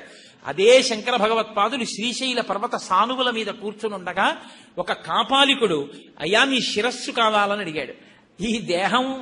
ఈ దేహానికి సంబంధించిన శిరస్సు నీకు పనికొస్తే అంతకన్నా ఏముంది, తప్పకుండా ఇచ్చేస్తాను, తీసుకో. కానీ నా శరీరాన్ని పడగొట్టినప్పుడు నా శిష్యులు ఒప్పుకోరు, ఎందుకంటే నేను ఇందులో ఉంటే వాళ్ళకు ఉపయోగం. నా శిష్యులు నా నుంచి దూరంగా ఉండి నేను ధ్యానంలో ఉన్నప్పుడు నా తలకాయ కోసుకు పట్టుకుపోమన్నారు. ఆయన ఒక్కరు ధ్యానం చేసుకుంటున్నారు. 4 శిష్యులు పాతాళ గంగలో స్నానానికి వెళ్లారు కృష్ణానదిలో. శంకరులు ధ్యానంలో ఉన్నారు. కాపాలికుడు వచ్చి కత్తి పైకెత్తి ఆయన తలకాయ కోసేద్దామని సిద్ధపడుతున్నాడు. పద్మపాదాచార్యుల వారికి ఏదో అమంగళం గోచరించింది. గురువు గారికి ఏదో ప్రమాదం వస్తోంది అనుకున్నారు. ఒక్కసారి నరసింహ మంత్రోపాసన చేశారు. అంతే, ఆయన్ని నరసింహుడు ఆవహించాడు. ఒక్కసారి ఆ శ్రీశైల పర్వత సానువుల మీదకి దూకి గోళ్లు విప్పి పంజాతో ఆ కాపాలికుణ్ణి పట్టుకుని చీల్చి సంహరించి శంకర భగవత్పాదుల్ని రక్షిస్తే శంకరాచార్యుల వారు వేరొకసారి నరసింహ స్తోత్రం చేశారు శ్రీశైల పర్వత సానువుల మీద. శంకర భగవత్పాదుల్ని 2 మాటలు రక్షించినటువంటి అవతారం నరసింహావతారం. వేదాంత దేశికులని మహానుభావులు, సర్వతంత్ర స్వతంత్ర అన్న బిరుదాంకితులు. అటువంటి వారు నరసింహస్వామి వారి దర్శనం కోసం ప్రయత్నిస్తే ఆయనకి నరసింహస్వామి వారి యొక్క దర్శనం కలగలేదు. కలగనప్పుడు అక్కడే ఉన్నటువంటి ఒక గిరిజనుడు అడవిలో తిరిగేవాడు, స్వామి మీరు దేనికోసం ఇక్కడ కూర్చుని ఇలా జపం చేస్తున్నారన్నాడు. ఏమీ లేదయా, నేను నరసింహస్వామి కోసం జపం చేస్తున్నానన్నారు. నరసింహస్వామి కోసం జపం ఎందుకు స్వామి, ఎలా ఉంటాడో చెప్పండి, నేను తీసుకొస్తాను, ఈ అడవిలో నాకు తెలియనివి లేవన్నారు. పైన సింహాకృతి ఉంటుంది, కింద మనిషిగా ఉంటాడన్నారు. నేను వెతికి పట్టుకొస్తాను కదా, రేపు పొద్దుటికల్లా మీ దగ్గరికి తీసుకొస్తానన్నాడు. అంతటా వెతికాడు, అడవిలో కనపడలేదు. తనకి కనపడలేదన్న ఆక్రోశంతో ఆ కోయవాడు, ఆ గిరిజనుడు ఉరిపోసుకోవడానికి సిద్ధపడుతున్నాడు. నరసింహస్వామి కనబడ్డారు. ఇన్నాళ్లు కనపడకుండా ఎక్కడికి పోయావే జంతువా అని తీగలు తీసుకొచ్చి కట్టేసి నరసింహస్వామిని తీసుకొచ్చారు. తీసుకొచ్చి ఇదిగో స్వామి తీసుకొచ్చాను చూడండి నరసింహస్వామిని అన్నారు. ఆయనకి కనపడలేదు, ఈయనకి కనపడుతున్నాడు. భక్తికి వశుడయ్యారు. నీకు ఒకానొకప్పుడు నిన్ను అనుగ్రహిస్తానని వరం ఇచ్చారు. పద్మపాదాచార్యుల వారికి నరసింహస్వామి వారి అనుగ్రహం అలా కలిగింది. కాబట్టి వేదాంత దేశికులకి నరసింహస్వామి అనుగ్రహం కలిగింది. మహానుభావుడు. అప్పటికీ ఇప్పటికీ ఎప్పటికీ ఆ నరసింహస్వామిని తలుచుకుంటే చాలు, ఒక నమస్కారం చేస్తే చాలు, పొంగిపోతాడు. ఉగ్ర నరసింహం అంటారు. ఇప్పుడు ఉగ్ర నరసింహం కాదు, ఆయన శాంతమూర్తి. ఎంత శాంతమూర్తి అంటే 2 చేతులెత్తి ఇలా నమస్కరిస్తే చాలు. అంతటి ఉగ్ర తేజస్సుతో వచ్చినవాడు, అంత శాంతించినవాడు. కాబట్టి గంధాన్ని అనులేపనం చేస్తే ఆయన పొంగిపోతారు. చల్లగా ఉంటుంది కాబట్టి ఆ గంధం తీసి స్వామికి అనులేపనం చేస్తే ఎంతో సంతోషిస్తారట. ఈ రోజు నృసింహ జయంతి. చాలా వివరంగా నేను దీని గురించి ప్రస్తావన చేయకపోయినా ఒక్కసారి ఆ నరసింహస్వామి వారి అవతార ఆవిర్భావ విశేషాన్ని ఇవాల్టి రోజున మనం ప్రస్తావన చేసుకుంటే మనం ధన్యులం అవుతామని, ఒక్కసారి ఆ ప్రహ్లాదుని యొక్క వైభవాన్ని స్మరణ చేసుకున్న వాళ్ళం అవుతామని ఈ ప్రత్యేక ప్రసంగం చేయడం జరిగింది.